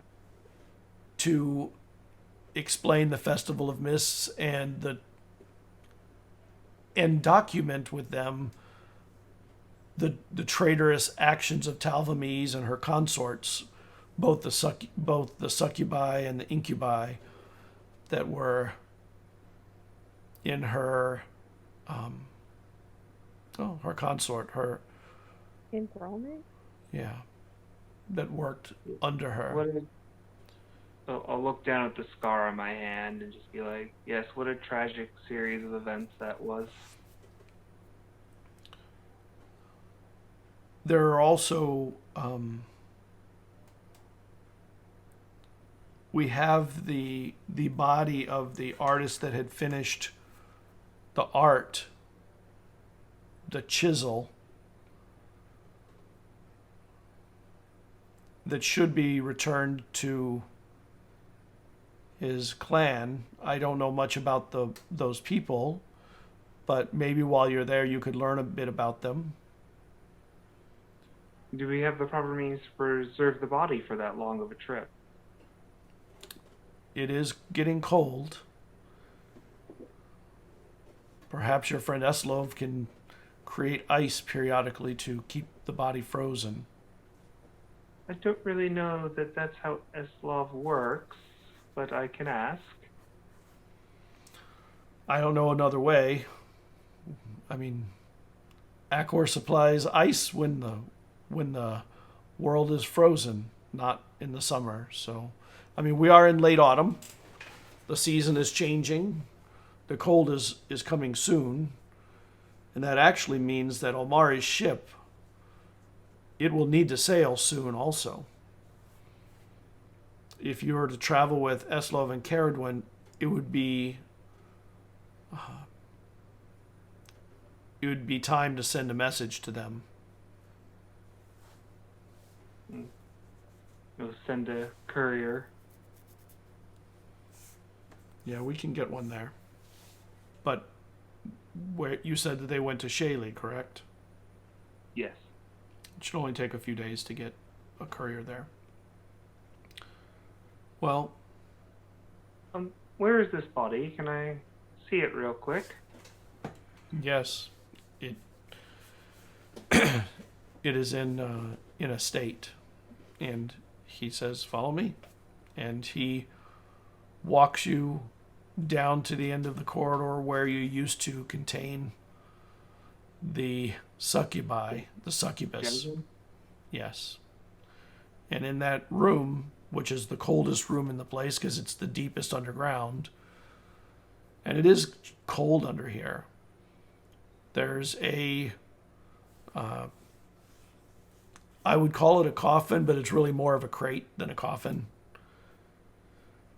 And the four-armed figure is in there with... Open it and touch the four-armed figure. Pull the orb out and go ka ka ka ka. Okay. And the figure, or the person, had injuries that seemed to weaken him. Didn't they die in the last battle in season 1? Yes. And Okay. and he died in that room and collapsed under the weight of the injuries. And a few moments later, you see this four-armed spirit float out of the body in the orb. And I'll close it up and I'll be very happy that I learned how the orb works. Yep. It's a DM's nightmare, that orb. Oh no. It never shows you very much time. It's, from what you can gather, 20, 30 seconds Wow. before and after. But Scott, that's the enough. other magical item you gave me contains the bones of 2 dead saints. Oh, I know. Yeah. I've actually been wondering if you're ever going to use that. I kind of suspected you would eventually. I haven't needed to. Nope. And I guess I'll get back to my duties in the soul. Okay. Oh man, we could use that on the unicorn horn. We could watch the unicorn die again. Yeah, that's a wonderful No, thing not to the watch. Spirit. Not the spirit, but how it originally died. Oh, true. And we will cut across to Shaley. And the party has gone on all night. The drinking, the dancing, the singing, the music playing, the storytelling, and hearing.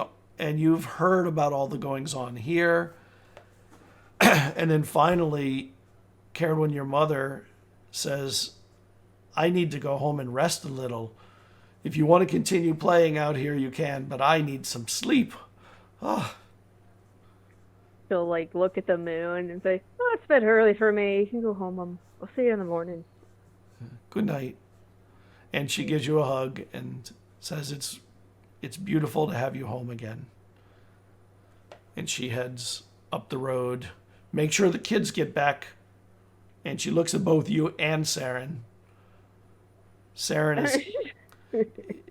has been drinking and is sort of Really deep in the tipsy cup. and dancing. Yeah, Caradwin only gets like. She's not someone that gets like plastered. She's someone that just kind of like gets a little tipsy to loosen up.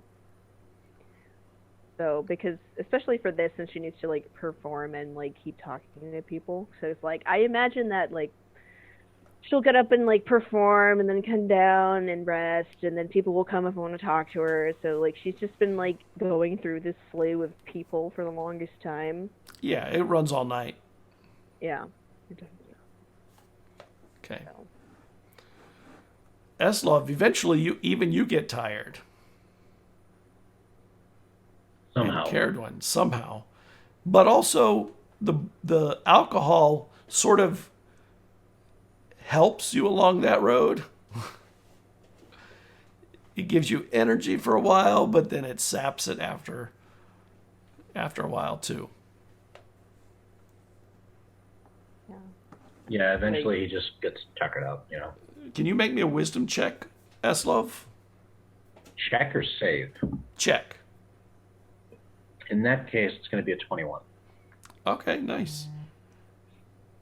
You see the stars. I mean, you kind of lay back eventually, and the kids are all like, they're already passed out on the ground mostly, and you see the stars, and you think that you can tell from one night to the next where stars have moved. Like the tiny, minute amounts that they move, you feel you can actually tell that now. I don't have to make like an Arcana check anymore to... You just did it with your wisdom. You saw, you think that you believe that you can tell the movements of the stars from night to night now, which you've never been able to notice anything like that before. Maybe it's the booze. So yeah, he shrugs, and he's going to try and figure out what the weather's going to be like tomorrow. Yeah. And as you're staring at the stars, Caradwin, you notice that Eslov falls asleep in the cool grass, Right. and a cold wind starts to pick up in the area, and you realize that is an autumn wind, reminding you that winter is on its way. Not winter's coming. This is not Game of Thrones. Not Yeah, yet. so she'll just sort of enjoy the moment of being home. And I imagine things are dying down as people are tuckering out and just kind of like collapsing on the grass. And she'll try to locate Saren. Is she still awake? She is awake, and she's one of the few people that are still awake. How drunk does she look? She looks... It's amazing she's awake. Oh, okay. She's like gonna debate whether or not she wants to like talk to drunk Saren about a serious subject. What'd you do to protect my son? And then she's just like, nah. Then she'll go and like, You made it back, sister. yeah. And We're back. she puts her arms around you. Oh, I hi, love you, you Saren. know. Even though we fight a lot, I love you. You're the best sister. Kind of takes it, like thinking about like all the times she like put like, you know, like put a rat in her shoe or like stole her boyfriend who she married. Yeah. Because she did that. She kind of like looks over at Broderick. How's he doing? He's kind of a lightweight. I think he'd be out. Yeah, he's gone. How's she- Broderick? He's sleeping. And she takes your hands, and you know how when you're drunk you kind of lean back and spin with each other a little? Yeah. And she does that and pulls herself in. Make me a perception check.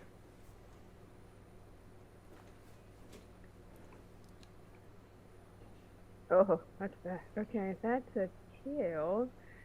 So that's 2. an 11. 11, okay. And she just sort of falls into your shoulder. Oh, I think I'm gonna go to sleep soon.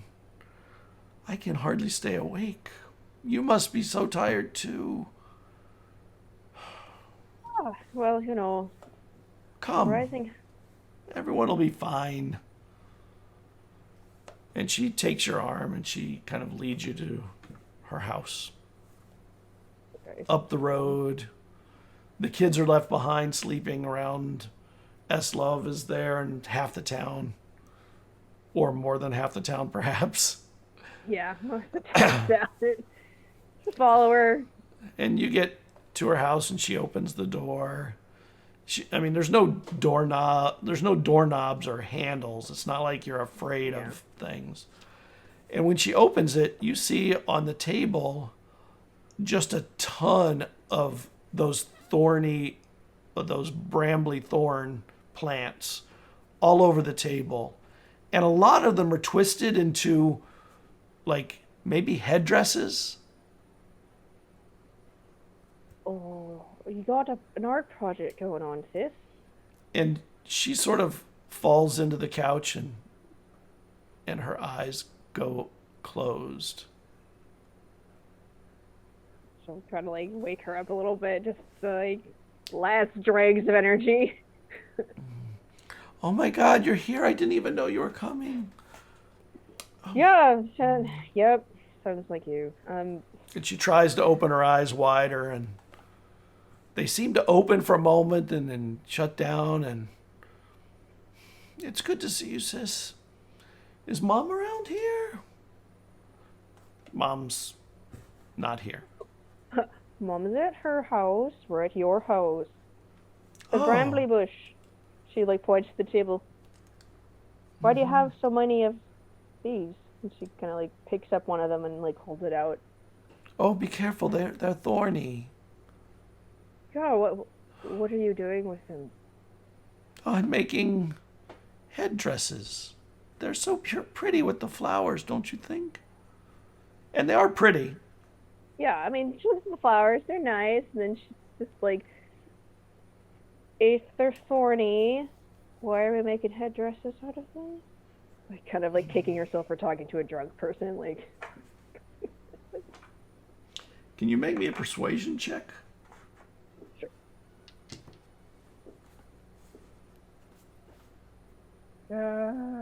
Okay, that's a 9. They're for friends. Everybody, when they grow, they all want them. They're only here every once in a while.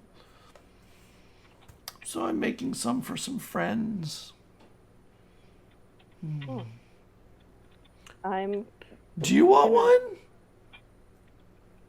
Sure, sis. You could make me a thorny crown. I'd like that. Oh, okay.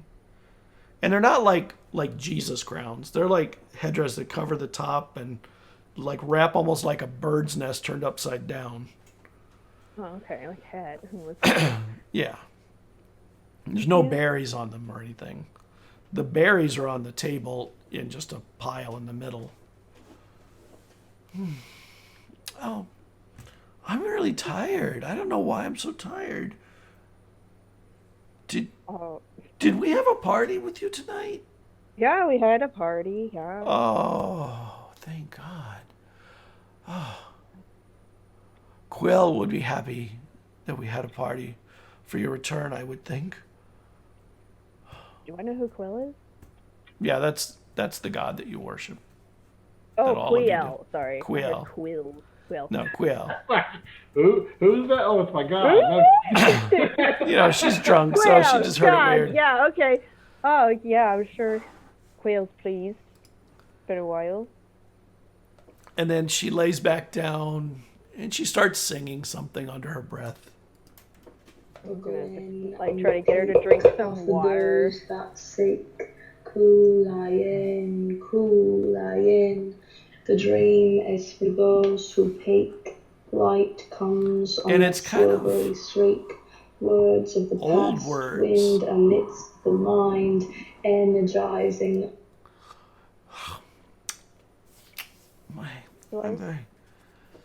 I'm very parched. I'm so tired. I'm gonna go to sleep, okay? Well, hang on. I'm gonna give her some water and, like, help her drink it. And that song. Mm-hmm. Where's it from? Kulayan taught it to me. And what's it about? Wait a minute. The bush? Oh, no. And she looks at you and she goes, ooh. And she like does the butt in my mouth kind of thing. Mm-hmm.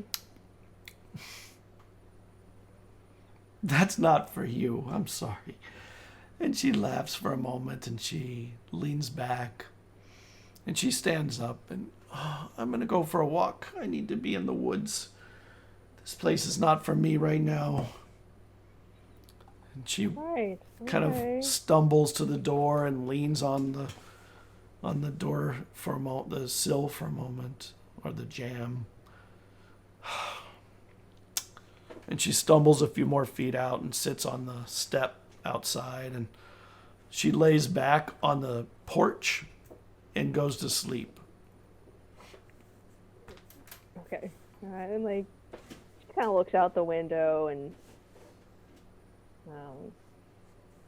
There's. Is it like cold outside? It's cool. Yeah, you can feel the wind. There's periodic winds that kind of rip through that are cold, but it's mostly cool. Okay, so Dwayne doesn't think she's really gonna get much out of her sister, but she'll go and like investigate the table. Okay. Do the berries look like they've been consumed? Like, are there any half-eaten ones? Or... No, it looks like they've been collected. Okay, They've been delicately picked and made into a pile on the table. She's gonna do like a thorough search of the house to like see if there's anything related to Krillin or like these brambles. Well, all the brambles seem to be right here, and you've not heard that name before, so you're not really sure where that came from. Yeah. And you've been drinking too. Yeah, so I was just a little tipsy, kind of like trying to like put things together. Like, I'm going to step over to Eslov for a moment. Eslov, Who's asleep? Yeah, you're asleep. And your eye opens. Somebody does this to you. Use back the eyelid. I feel like you might take a swing if that were to happen. And you see maybe a little tiny Dragonborne child looking into your eyes. In that case, never mind. Hello? Are you Eslov? Hello? And your eyes open again. He's just like, I don't think he knows what to say. And Yeah. and you realize after a moment that it's not a Dragonborne. It's one of those kobolds. And then suddenly water hits your face. And then he shoots up. Yeah. Oh, you're awake! Ah, thank goodness. Don't worry, everyone else is asleep. He's like looking at this thing, trying to figure out if it's real or not. It's always hard to tell with you now. Like he's gonna like put his hands out. He's gonna put his hands out to like touch the thing. And she takes your hand. Oh. So you are real. Ah, these scales. These are very strong scales you have. He pulls his hand back. Oh, I'm sorry if I offended, Master. I just... Oh, no, don't call me that. I don't mean it in the term of I'm your servant. I mean it as friends, talking and negotiating. I am Gunnel.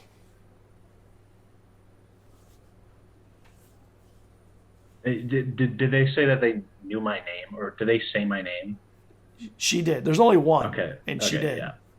I said they because I didn't know what gender they were.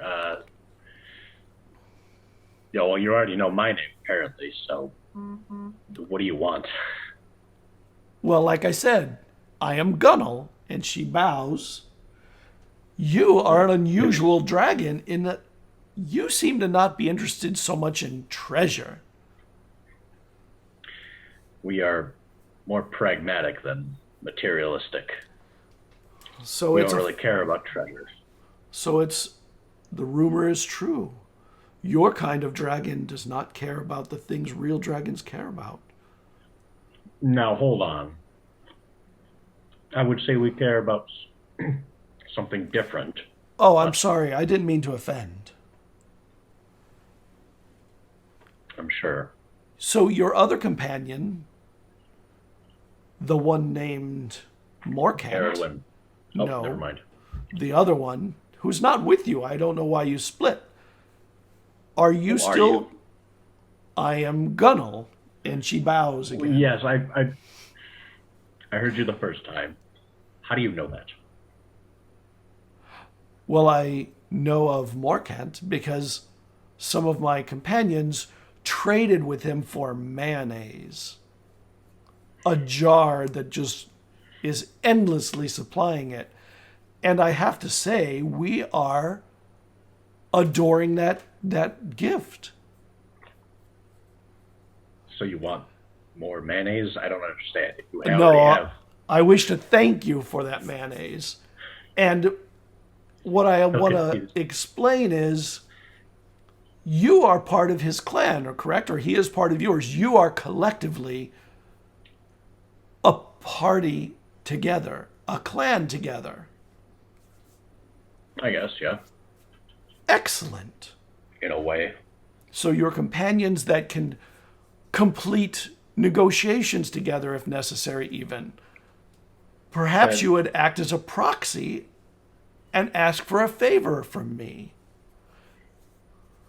Well, what is it? What do you want? The question is the other way. What would you like that I could fulfill this request upon us that we would complete for you, for your clan this evening? But unlike someone who loves treasure, I mean, I do have a silver bracelet in the shape of a dragon's tooth that you might be interested in. Would there be something else that would maybe fit more your desire more? And we could complete this transaction that we are literally stuck in the center of. Does she just keep talking? She did, yes. So what favor would you have of us that would fulfill this obligation? I mean, in a real and legal sense is what I mean. 100% legal, huh?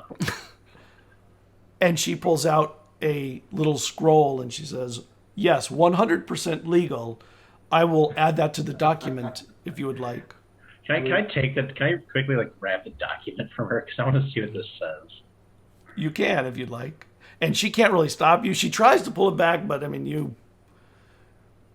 And Yeah, I want to read this. Okay. It states that the clan of Morcant, Eslov, Caradwin, and Vesryn release all obligations for the trade of mayonnaise jar by the completion of the task to 100% completion, and then it's left blank from there with a place for a signature from one of you and a signature from one of them. So did Dwin teach him how to read? It's in Dragonborne. Yeah, if it's in Draconic, then I'll... It's I'll in be able to Draconic, right? read it. I didn't think he could read Yeah. Draconic. Oh, that's true. I don't think he can. You can't read it. Sorry, you don't know what it says, I Eslov. was like, I mean, Oh, wait, you were teaching him, weren't you? I was teaching him, we... Okay, he would have to make said an it, intelligence check. offline, but Yeah, make an he intelligence should be able check. Okay. I'm going to have to... kind of get the idea. Yeah, I'm going to have to, because I already told him some stuff. I was going to say, I'm going to have to assume you made that, but oh my God, I forgot he didn't know how to read it. I did too. Man. Eslov's so proud of himself right now for reading it. All I know Right. is Morcant is probably sneezing and pissed off somewhere right now that these guys are doing this. Little shit. So he's more proud about his reading ability right now, so that he can't really focus on what he wants. Would it be a gem, perhaps? No, I don't want... Like I said, I don't care about treasure. Would you like a scale from an actual full-size dragon? What would I do with one of those? And she's taken aback at the thought of not wanting that as someone who is born of the dragon heritage. Oh, you're a tough negotiator. Perhaps we should have met with the dumb one. Which one is that? Oh, I can't give that away. It's probably Vesryn in their mind. I think this is kind of a decision that has to be made with the rest of my clan, as you put it. And she turns for a moment and she walks over. We should have a drink. And she gives you one of the drinks from the furbolgs. And she takes one of the human drinks. This is not a closing a negotiation. It's just to have a drink together. Cheers. And she taps the drink. Can I roll insight? What is she trying to do? Well, what do you think she's trying to do? It seems like she's trying to get me to say something dumb so that they don't have that big of a responsibility to fulfill. You made your insight check. Okay. And he's gonna drinks. push the drink away. He's gonna be like, I'm already a little bit tipsy. I don't need any more. Trust me. You won't drink with your friend, Gunnel? Well, first of all, we just met. But we know who you are. You're famous on the island now. Wait, You're the Dragonborne. He does that sigh in character. And you're from the Blue Wastes. That in and of itself is astounding that someone could survive in a place like that. Listen, how about you stay until tomorrow morning and we could talk over it with both of us, Caradwin and I, present. That's not a request. Either you do that or I'm not going to play this little game with you. And she grabs the document. I'll think about it and perhaps I'll see you in the morning. And she backs away enough that you can't grab the document back. I'm suspicious of her. Can I roll intimidation? Okay, sure. Nope. And she backs away anyway some. I'll see you in the morning then. Enjoy your sleep. Yeah, I guess you will. Gunnel out.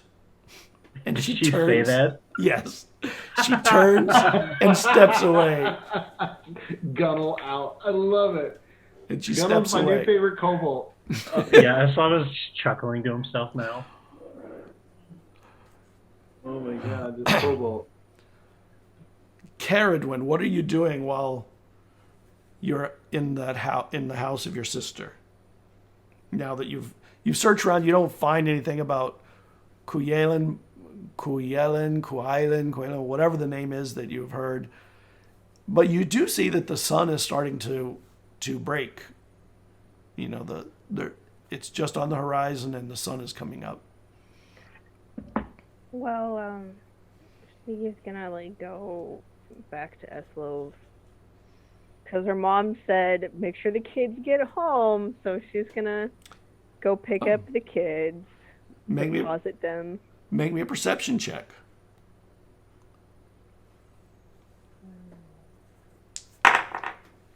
Am I drunk? Like, do I need to? No, you're tipsy. You're not at a disadvantage at this point. You were pretty drunk, but you kind of recover pretty quickly from your own booze. Eslov won't, but you will. Okay. You're used to it. Eslov is... Did that interaction with the kobold happen before Caradwin came over? Pretty soon, before it, yeah. What did you roll, Caradwin? 26. You see him sitting up and disappearing into the marsh. You see the silhouette of a tiny dragonborn or something. Like, you see the dragony shape, the little tail, a skinny-ish one. And then you realize it's probably one of those kobolds. And you've never seen one in Shaley. Yeah, like for a second, she's like, did I have too much to drink? And then kind of was like... And he's sitting up, sort of trying to... It looks like he's trying to stay awake. Eslov? Or the... You like Eslov. Yeah, she'll come over to Eslov. Did you see a tiny dragon person come? Yes, I did. Speaking of which, oh no! He like screams into the woods. And a moment later, you see that little dragonborn looking thing, the little kobold, come scurrying back. But this time, with the sun coming up, he's got a cloak covering his head. Change genders. Huh? You said he this time. She, I'm sorry, she. Gunnel Went is into she. the woods, came back with a... No, she. Oh, With a cloak. Nice to the gender fluid Maybe kobold, maybe okay? Eslov likes men instead, they think. Whatever. She comes back. Ah, Caradwen has arrived. And she throws her cloak back. Oh, and the sun, and she throws it back on. My apologies. The sun is a little harsh on my skin and my scales. I am Gunnel. And she bows. She does that every time. Hi. And then Dwayne will stand in front of the sun, so her shadow is cast over Gunnel. Oh, thank you. I am here partly to thank you for the mayonnaise for which we have been adoring. Our That's food a has shame. had flavor. Oh, yeah. And I wanna listen to as this twice. Eslov has said, I'm here to do a favor for you, to complete a task for your clan. Eslov, Caradwen, Morcant, and Vesryn. What may I do for you? And Eslov just looks at Carolyn quizzically. He looks at him back. Well, I don't. Is there what's the right word? Is there an expiration date for the deal? Is there a timer for this? Does this count as a wish, Scott? No. Nothing close to that. It's a discount wish. Cobalt wish, no. Is Dollar there? General wish. I can't think of anything right now. It's 5 a.m. This is the perfect time. Would you like me to go and get you something to eat? Oh no. I can do that myself. And she tries to think of what Morcant would like. Would you like me to perhaps get you some raw fish? And she turns to you and goes, Eslov. Pretty sure I could do that by myself within 10 minutes if I wanted to. I don't think I need your help with that. Would you like to learn to dance in a kobold way? No.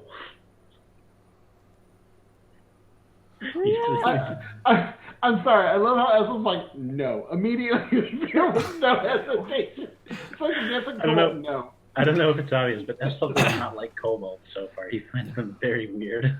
And Karen, when you well, notice they have- that Gunnel is holding a scroll case. Oh yeah, read that. What's read in that, the scroll Carolyn. case? What's in that? When we get to the proper moment of completing a task for you, Can I grab it? yeah, you could grab it. And she Is it the same one I read? Yes. Okay, so he just hands it to her. And she kind of just reads it and. Okay, it's a contract. Oh, It's- very legal. and she goes, very legal. She "It knows is- that, No, it is not yet. It is the fulfillment of a contract with a task that I'm trying to fulfill for you. A simple obligation. Okay. Make me an intelligence check, Caradwen, while you're still partially drunk. Yeah. Read it. Okay, intelligence. That's a 14. Yeah, she's trying to get out of any big, hard-to-do stuff by getting you to give her some stupid little minor task. Okay, he's like, well, do you have anything on you? I have this, and she takes this bracelet off. It's made of silver, and it looks like a dragon tooth that wraps around, and the pointy end touches the back of it, sort of like a circlet bracelet.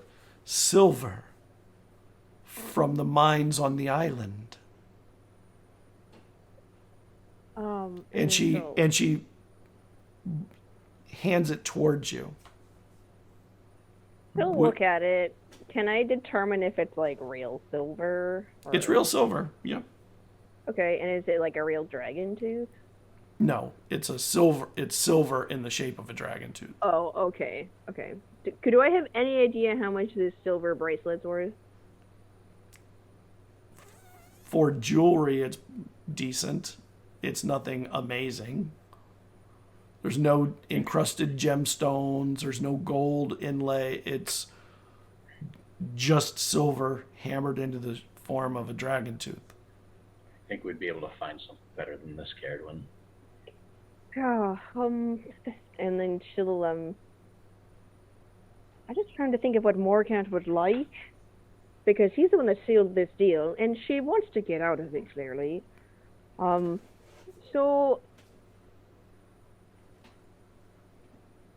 I was just trying to, like, think about what she can have this kobold do that Morcant would like. And all she can think about is, like, can they serve the soul? Like, but there's no soul around here. No soul. Find me some armor. We could find you some armor, Eslov. And she turns to you. That would be a most practical request. That's not. I'm not saying that's what I want you to do right away. I'm just asking you if you could. We most certainly could, and I feel like we need to have a lawyer here, Carolyn. We could. Right? I feel it too. And then she's like, she looks at you and she's like, well, I mean, won't that get in the way of how you fight? As in, like, you're a barbarian, so do you really want armor? Like, I mean, I don't actually. What? Well, because the only thing you don't get with. We can ignore the mechanical stuff. Yes, it maybe, but at the same time, I feel quite vulnerable these days. Ironwood would be an excellent material to make your armor out of, Eslov. It has the natural toughness that you would desire, not noisy like metal.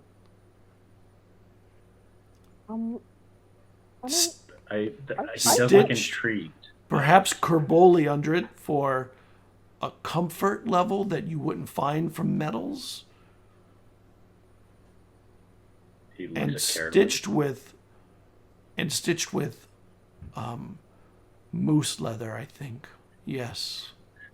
Are they telling the truth? oh, You have no idea.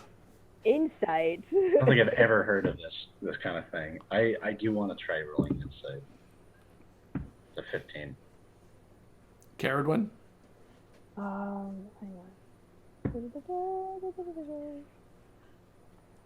Oh, nice. I got a natural 19. Both of you think that wood armor would be fairly cheap to make with leather ties, not particularly expensive, not hard to get. Ironwood is common enough. It's not really hard like iron. It's hard, but it's not metal hard.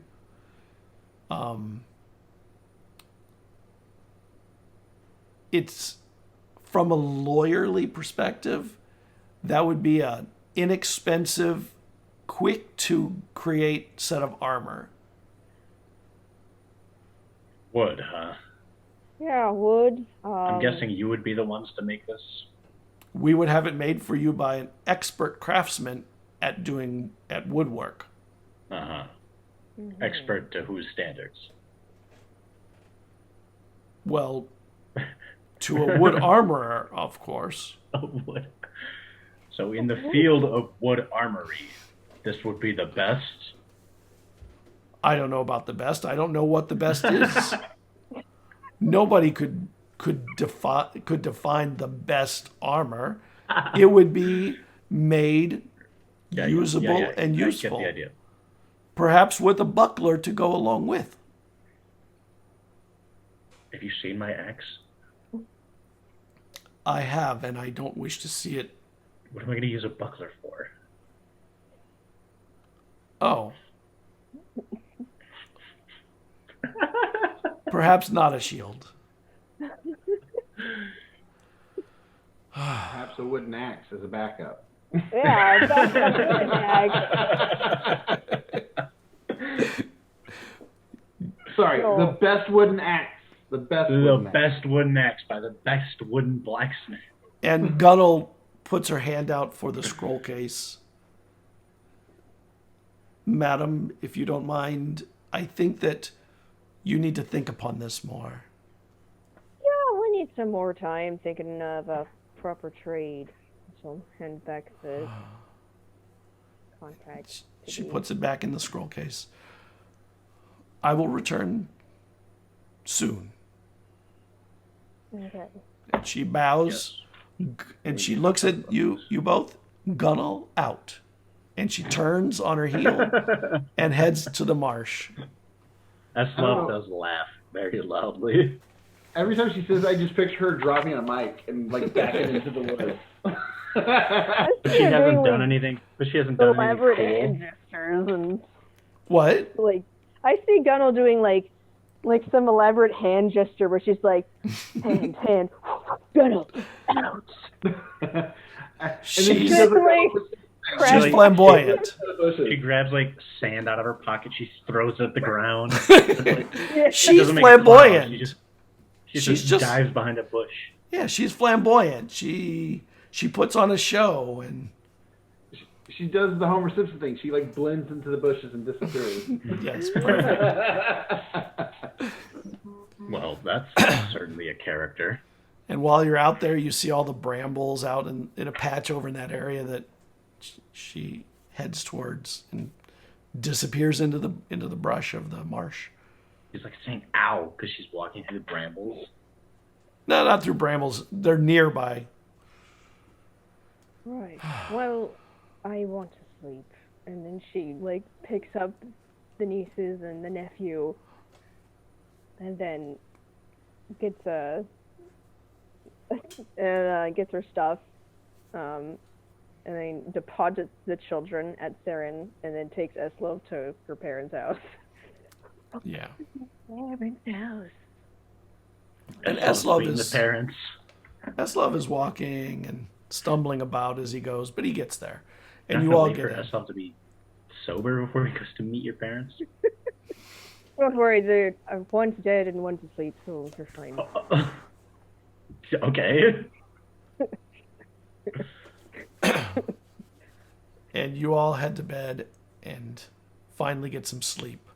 Back in Phelan, what are you doing, Morcant and Vesryn? You come out of the Apania's of the room where the body was, and what are you doing, Vesryn, while they're in there?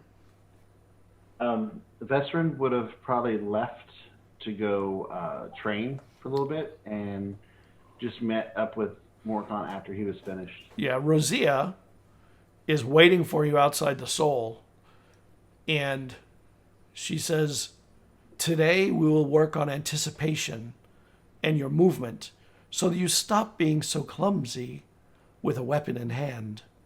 Oh, well, with weapon in hand, yes, but I've never been clumsy.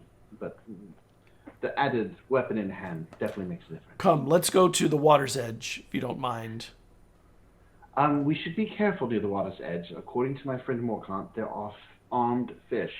And by armed fish, I mean fish with actual arms.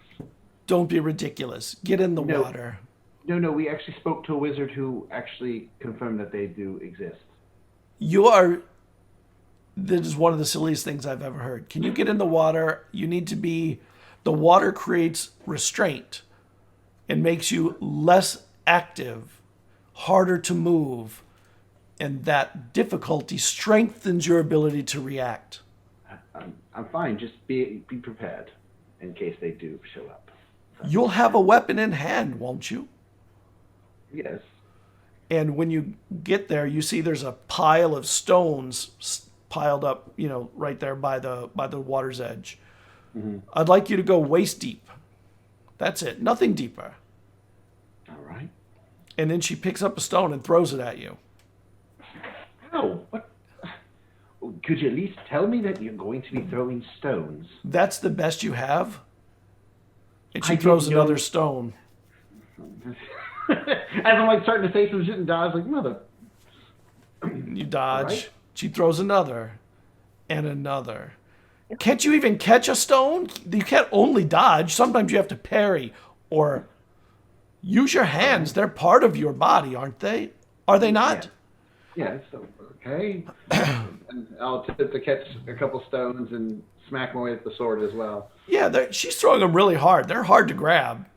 You know, it's not like you grew up playing baseball or anything. So you don't have that natural My inclination father to never grab threw things. balls with me. And as you do this, your body just gets bruised up. Your hand is like just black and blue from catching.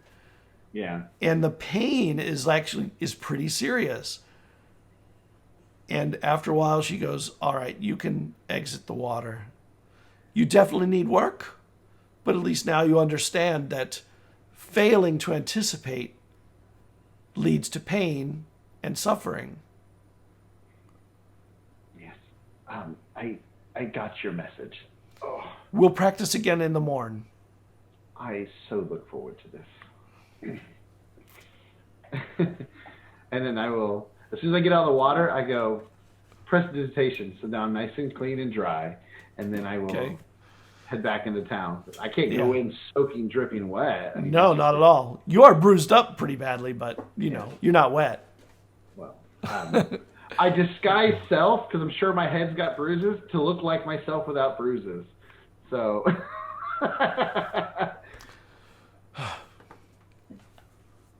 And you get back to the soul, and Morcant is...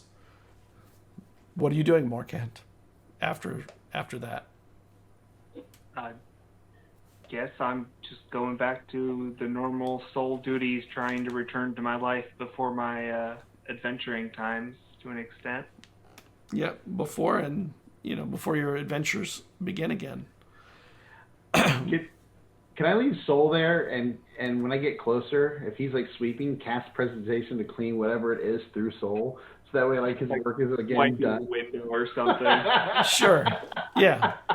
You get back. As you're getting back, Morcant, the room like a Disney movie, everything, the dust sort of floats itself into a bin, and then Vesryn arrives a moment later. I see Soul's been helping you. Yes. How was your day, Vesryn? Didn't go well? And some of the other clerics are like, excuse us, Soul? This area is also dirty. Soul, can you help with that? And I just, have Soul, again, I cast presentation through Soul to start cleaning up some other areas to help them out. And the clerics start all like asking for assistance with the cleaning. Oh no, I think Soul's tired. And then I'll kind of like, without the looking snap and make her disappear. She'll have to help later once she rests a little bit. And their smiles just turn into like... I mean, she did help a little bit. Those whose work is done can definitely help to speed up yours. Yes, she helped them, not us. But Why them? You. They asked first before she got tired. I really am sore, and I must talk to my friend here. Would be more than happy to help you when Soul recovers. Okay. And they all go back to their cleaning, except a couple who go and sit down and rest for a moment. That joke was really funny for the first few moments, but some of your friends are lazy. No, they'll never become an Eponier at that rate. These sommiers. Well, nobody cleans as fast as you do. I'm sure you're right on track for that. It's not And about as cleaning. It's about the desire of charity. Yeah. And as you see me kind of do that, you see me kind of like cringe, like, ugh. Like, are you okay? Oh, marvelous! And I sit down, and you can see like when a guy gets hit in the nuts, and he's just like, oh, like I'm kind of like that, but it's for my whole body, just like bruised up. I just kind of sit down in the chair. Oh, I'm One marvelous. hand on the shoulder. Oh, Are you sure, Vesryn? You look like maybe your training was a little bit hard. oh, just slightly. Please don't do that again. Some people get sunburns. I just have lots of bruises right now. What have you come to talk to me about? I just came to see how your day's going. I think we're almost time for us to head back. I want to send a message to Dwayne and Eslov today. Yes, the Apani has sent it this morning as per your father's request in the letter. Did you notify them of AWOC as I had requested? I'm sorry, what was that? Did you notify them also of AWOC's passing as I had requested? I had not, no. They'll find out when they get here. Well, they're not coming here. They're supposed to be meeting us at... Because aren't we all going back to Cairo? Isn't that where we're leaving from? Or no, are we leaving from here? You're leaving from here. Oh, from here? Okay, yeah. Yeah. That's fine. I will send a second message, though. I'm going to find somebody to send a second message, just so they get one, and then they'll get a second one. So... After they leave. Oh, they'll probably catch them on the way there. But yes. No, I mean, is there anything else that we should attend to while we're here besides your normal clerical duties? I mean, a little bit later, I'll probably tidy up the moon book, but besides that, I'm just getting everything organized before I leave. Yes. Where's the Apania? I wanted to speak to him. I would imagine he's in his office or about doing charity somewhere within the Halls of the Soul. Well, if you don't mind, I'm going to go look for him for a moment. Of course. And I struggle to get up. I'm like, I struggle and I sit back down. Can you help me up, my friend, please? As I help him up, I say some nice healing words. He uses the pain slightly. Oh, that feels a little bit better. Thank you. And I will go look for the Apanya. Okay. He's in his chamber. Come, Vesryn. So I see that you received my father's message. I have. I know a little bit of Morcant's situation with his brother. I wanted to get your thoughts on how myself and the others should approach. He almost seems completely unwilling to entertain the idea of even meeting his brother. Am I in the room? No. I wouldn't. No. I left you. Okay. No, as I said, I went to go find him away from you while you're doing your duties. So He's he has some legitimate concerns that will probably be answered in time, but getting him to Arendelle and why that at least gets him closer. Perhaps something will happen there. perhaps. If you push him too hard towards it, he is stubborn. He will resist it and go further the other direction at this point. Oh, yes, I've definitely gotten that vibe from him. I just wanted to get your thoughts on it. I mean, is there anything else that you may not have told him that we should be aware of when we go to meet his brother, that he may not be prepared for at this time, but that we might be able to get him prepared for during the journey? He is prepared. He's of strong mind. He has tasks at hand which he needs to keep his wanderings occupied. I mean, the wanderings of his mind. Yes. Well, as long as we're not going to go there and find out that his brother's like a mass murderer or, I don't know much of his brother. Oh, yes, I wasn't sure how much you were aware of his history, his brother's history. So. I know a little bit from his father, but it's minimal, to say the least. Well, I just wanted to ask about that. Is everything on par for leaving with the captain? Yes, Omari has been informed that you'll be carried to Arendelle via her ship. She is being provisioned at this very moment, and she is to give receipt for anything that is necessary, and she'll be paid, and then we'll be reimbursed by Kyrol. So the writ was pretty explicit. You didn't know it was a writ, actually. You No, just I thought did it was a not. letter. Oh, a writ. I'm sorry. I was unaware that he had wrote it in that fashion. I assumed it was just a letter, a request. It was to support you and your companions, the 4 of them, to Arendelle and make sure that you had what you needed to get there. Well, I know Morcant is invaluable to the soul here. I give my word to you, as you're sending him with us, that I will look over him as if he is my brother, because he is as far as I'm concerned, and I will do everything in my power, even if it means getting myself killed, to try to make sure he comes home to you and your people here. And he stands up and he kind of walks you to the door and he goes, I'm gonna tell you a secret about Morcant. He's more valuable to the world around than he is to this soul. It's bigger than us. And he opens the door for you. Have a good day, Vesryn. I do have a lot of provisioning to do to prepare you for your trip. Yes, you do. Good day, sir. And he closes the door. You head up the hall. And we'll skip back over to Phelan. Or to Shaylee. Caradwin and Eslov, you wake up from your sleep. Your drunken recovery finally takes root. And you're in Saren's. Oh, I wouldn't have crashed at Saren's. I would have gone to my parents' house. Oh, okay. You both. So I thought you were just taking Eslov there. Okay, so you both go to your parents. All right. Yeah. You wake up.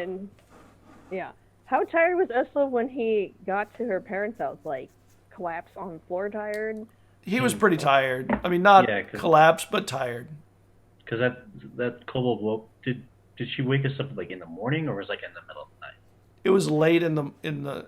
It was like 4 in the morning, 5 in the morning, like that kind of thing. A little before dawn. He would have wanted to go back to bed. I feel like they You wake up before Eslov. Yeah, like I feel like they just would have like collapsed on the couch. Yeah. And then she just kind of like,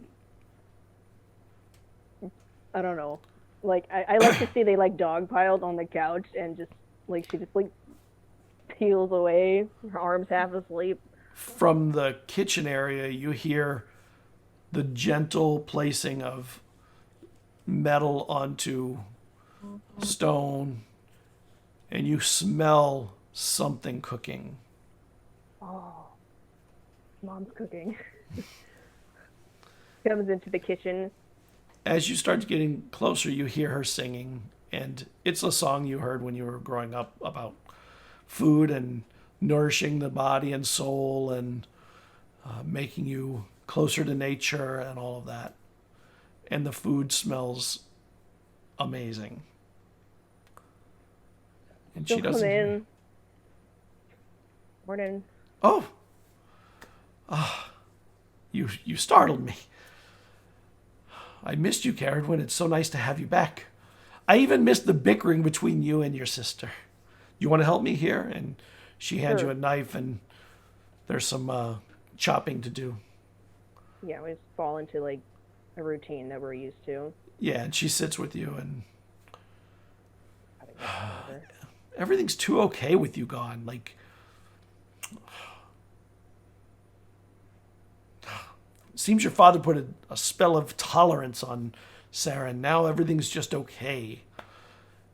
Who can be okay all the time? It's unbecoming for a smart person to be tolerant. And I'm not tolerant of tolerance. And she's chopping. How are you? She just kind of like takes it in stride as someone who like just woke up from a night of partying. She's like, "Oh, I'm recovering," and then she just takes like, I just think she'd just like eat like whatever was on the table. Oh, you need some tea. I have some tea. I'm sorry. And she remembers her manners and heads over. And there's a nice tea brewing that she brings over with mint and other things to kind of open up your sinuses and awaken you. And she brings it over. It's a huge cup of it. Takes a long drink. I miss this. We all do. We all miss it. When anybody's out in the world, we understand the value of it, but there's also value in coming back home. Yeah, I'm glad to be home, but I don't think I'm going to be here for that long, to be honest. Well, what do you mean? And she kind of like, there's this long, tense silence, and she's like, I think Allison's in trouble. Why would you think that? She like tells the long story. But, oh my God. So, I told Eldon the name. Yes. You broke the protection by accident.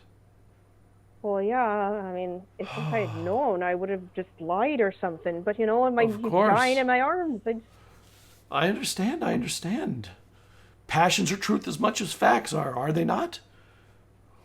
That's important. Those moments are important. They matter. And only your sister really knows what to do to find him now. What did you guys do?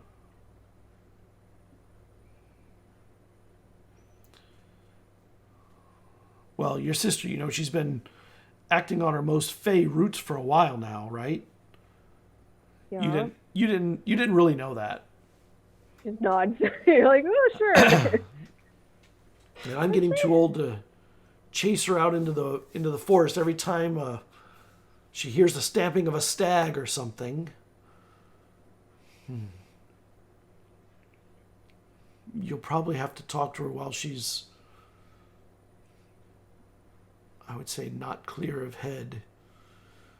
She's like, just kind of groan and be like, oh. I mean, the opportunity could be created. She is succumbing to her wildest instincts, so. Well, she was pretty drunk last night. I just was like, who wants to question a drunk person? You know what I mean? Like, people have to. Oh no, not like that. I've dealt with these things in the past with her and you. Both of you have done it. She's been sleepwalking, and you might be able to talk to her then. Oh, well, all right. Suppose I'll just stalk my sister at night and ask her what she knows about the mysterious pact she made. Do you remember making... I don't remember making hats out of the bramble thorns, but she's been doing that the last few days. Did you do that as a child, the two of you together, that I didn't know of? No, I mean, they're thorny. But she said Yes. that she said she was making them for friends. Do you know Aquilin? Say the name again. Aquilin? Quilean? Yeah, that's it. It's a name from lore. I'd have to go do some research to find it again, but I have heard that name in some histories somewhere. She said she learned a song from that person. I think it's connected to why she's behaving so strange. I think Kulean, or is it Kuleus, is a Fey Lord of some type. Well, that tracks if she's been getting in touch with her Fey side. Oh, that's dangerous. So that's the old magics too. If she's been dealing with that. I mean, older than us. Takes another big drink of tea. All right. And then you hear the front door open. Mom, Mother, and it's Saren. You know the voice. We're in here. And she comes in. This whole time, by the way. Making breakfast. You were sleeping, but the door opening wakes you up when it closes because it kind of crashes closed. Oh, I'm going. Oh, my apologies, Eslov, and it's Saren. Like, do you smell that? The tea. Oh. And Saren comes in. I was in character, by the way. I wasn't just doing that. And Saren comes in and, you're awake too. And she puts her arms around you and she kisses your forehead up from the back. Good morning, sister.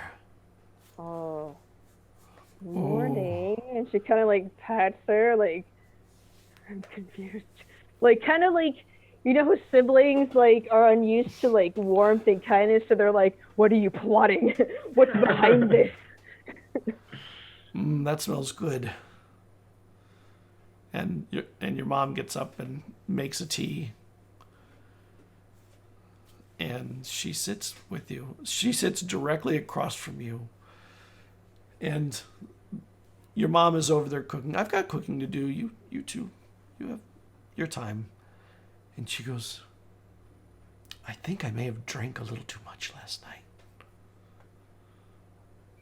You see Caradwin make this motion with her fingers, a bitch. You were quite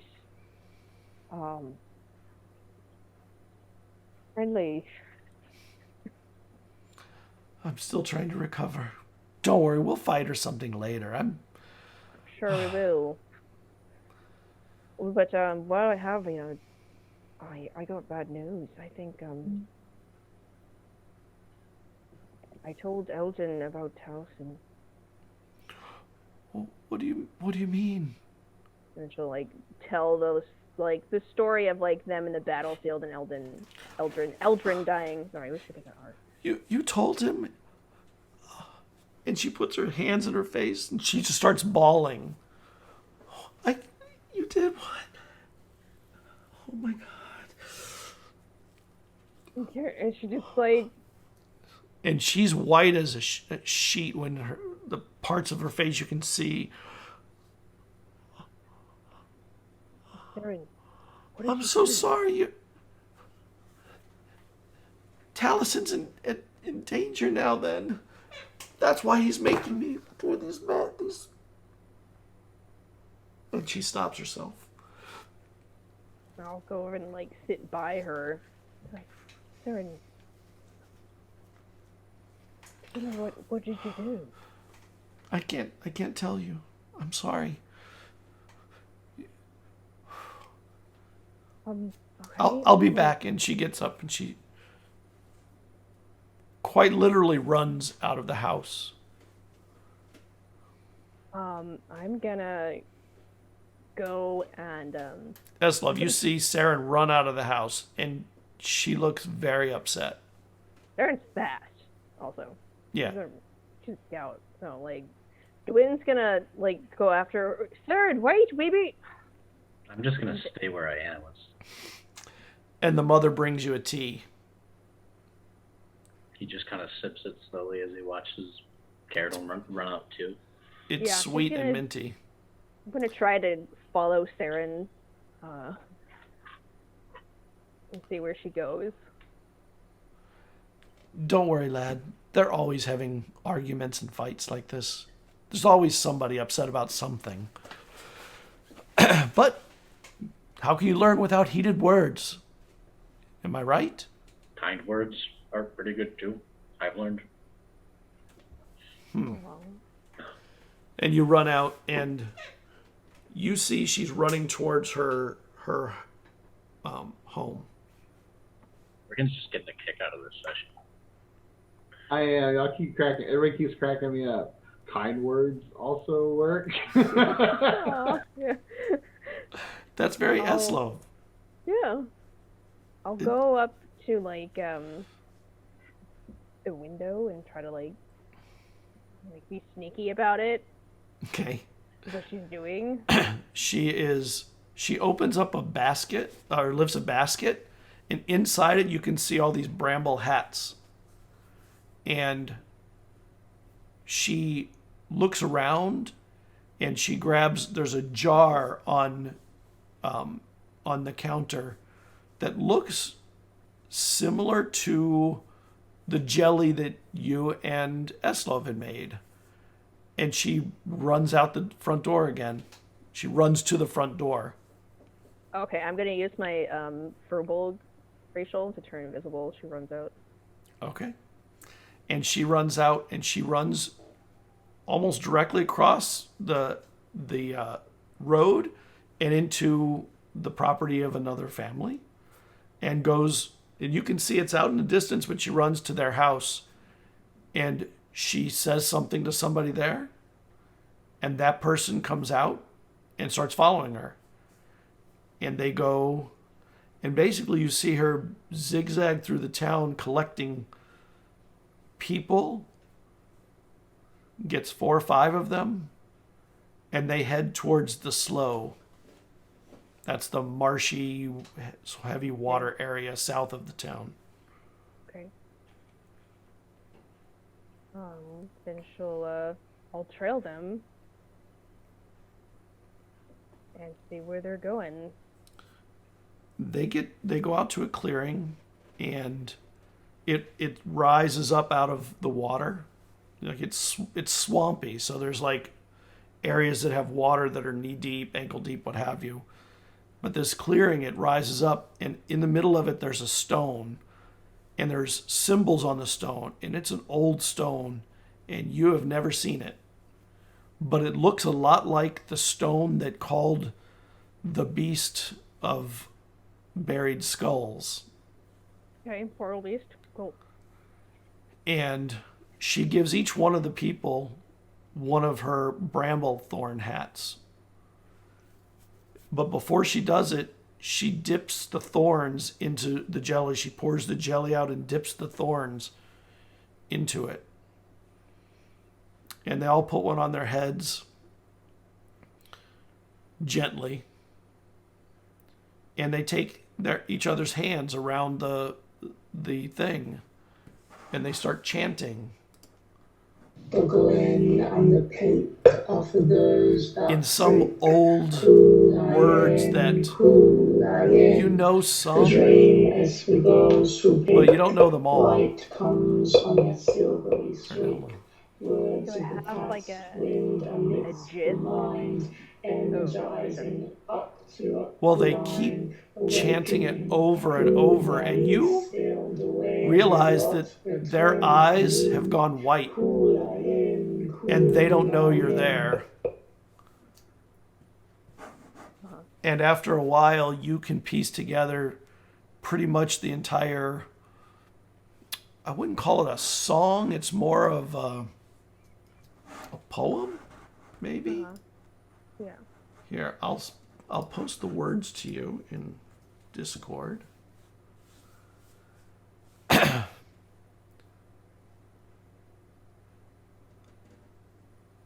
And The glen and peak are for those that seek. The dream is for those who peak. Flight comes on their silvery streak. Words of the past wind amidst the mind. Oh, okay. We should probably all hear it. Energizing,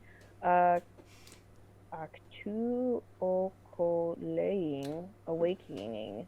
Actuoculine. Actuoculine. A word you've But of never course. heard. Awakening. Ravais. Sailed away. Wrought. Returned anew. Culain. And it was Reveus is how they pronounce that word. Reveus. Oh, okay. And they all fall to the ground. Their hands break, and they're unconscious. Okay. She's gonna go. She'll go to the circle, I guess, and then look at them. They're unconscious. Are their eyes still white? Yes. Okay. I'll use kind of grasping at straws, but I'll use my detect magic to see if there's anything magic around. Yeah, the stone itself, the symbols on it are all magical. And the people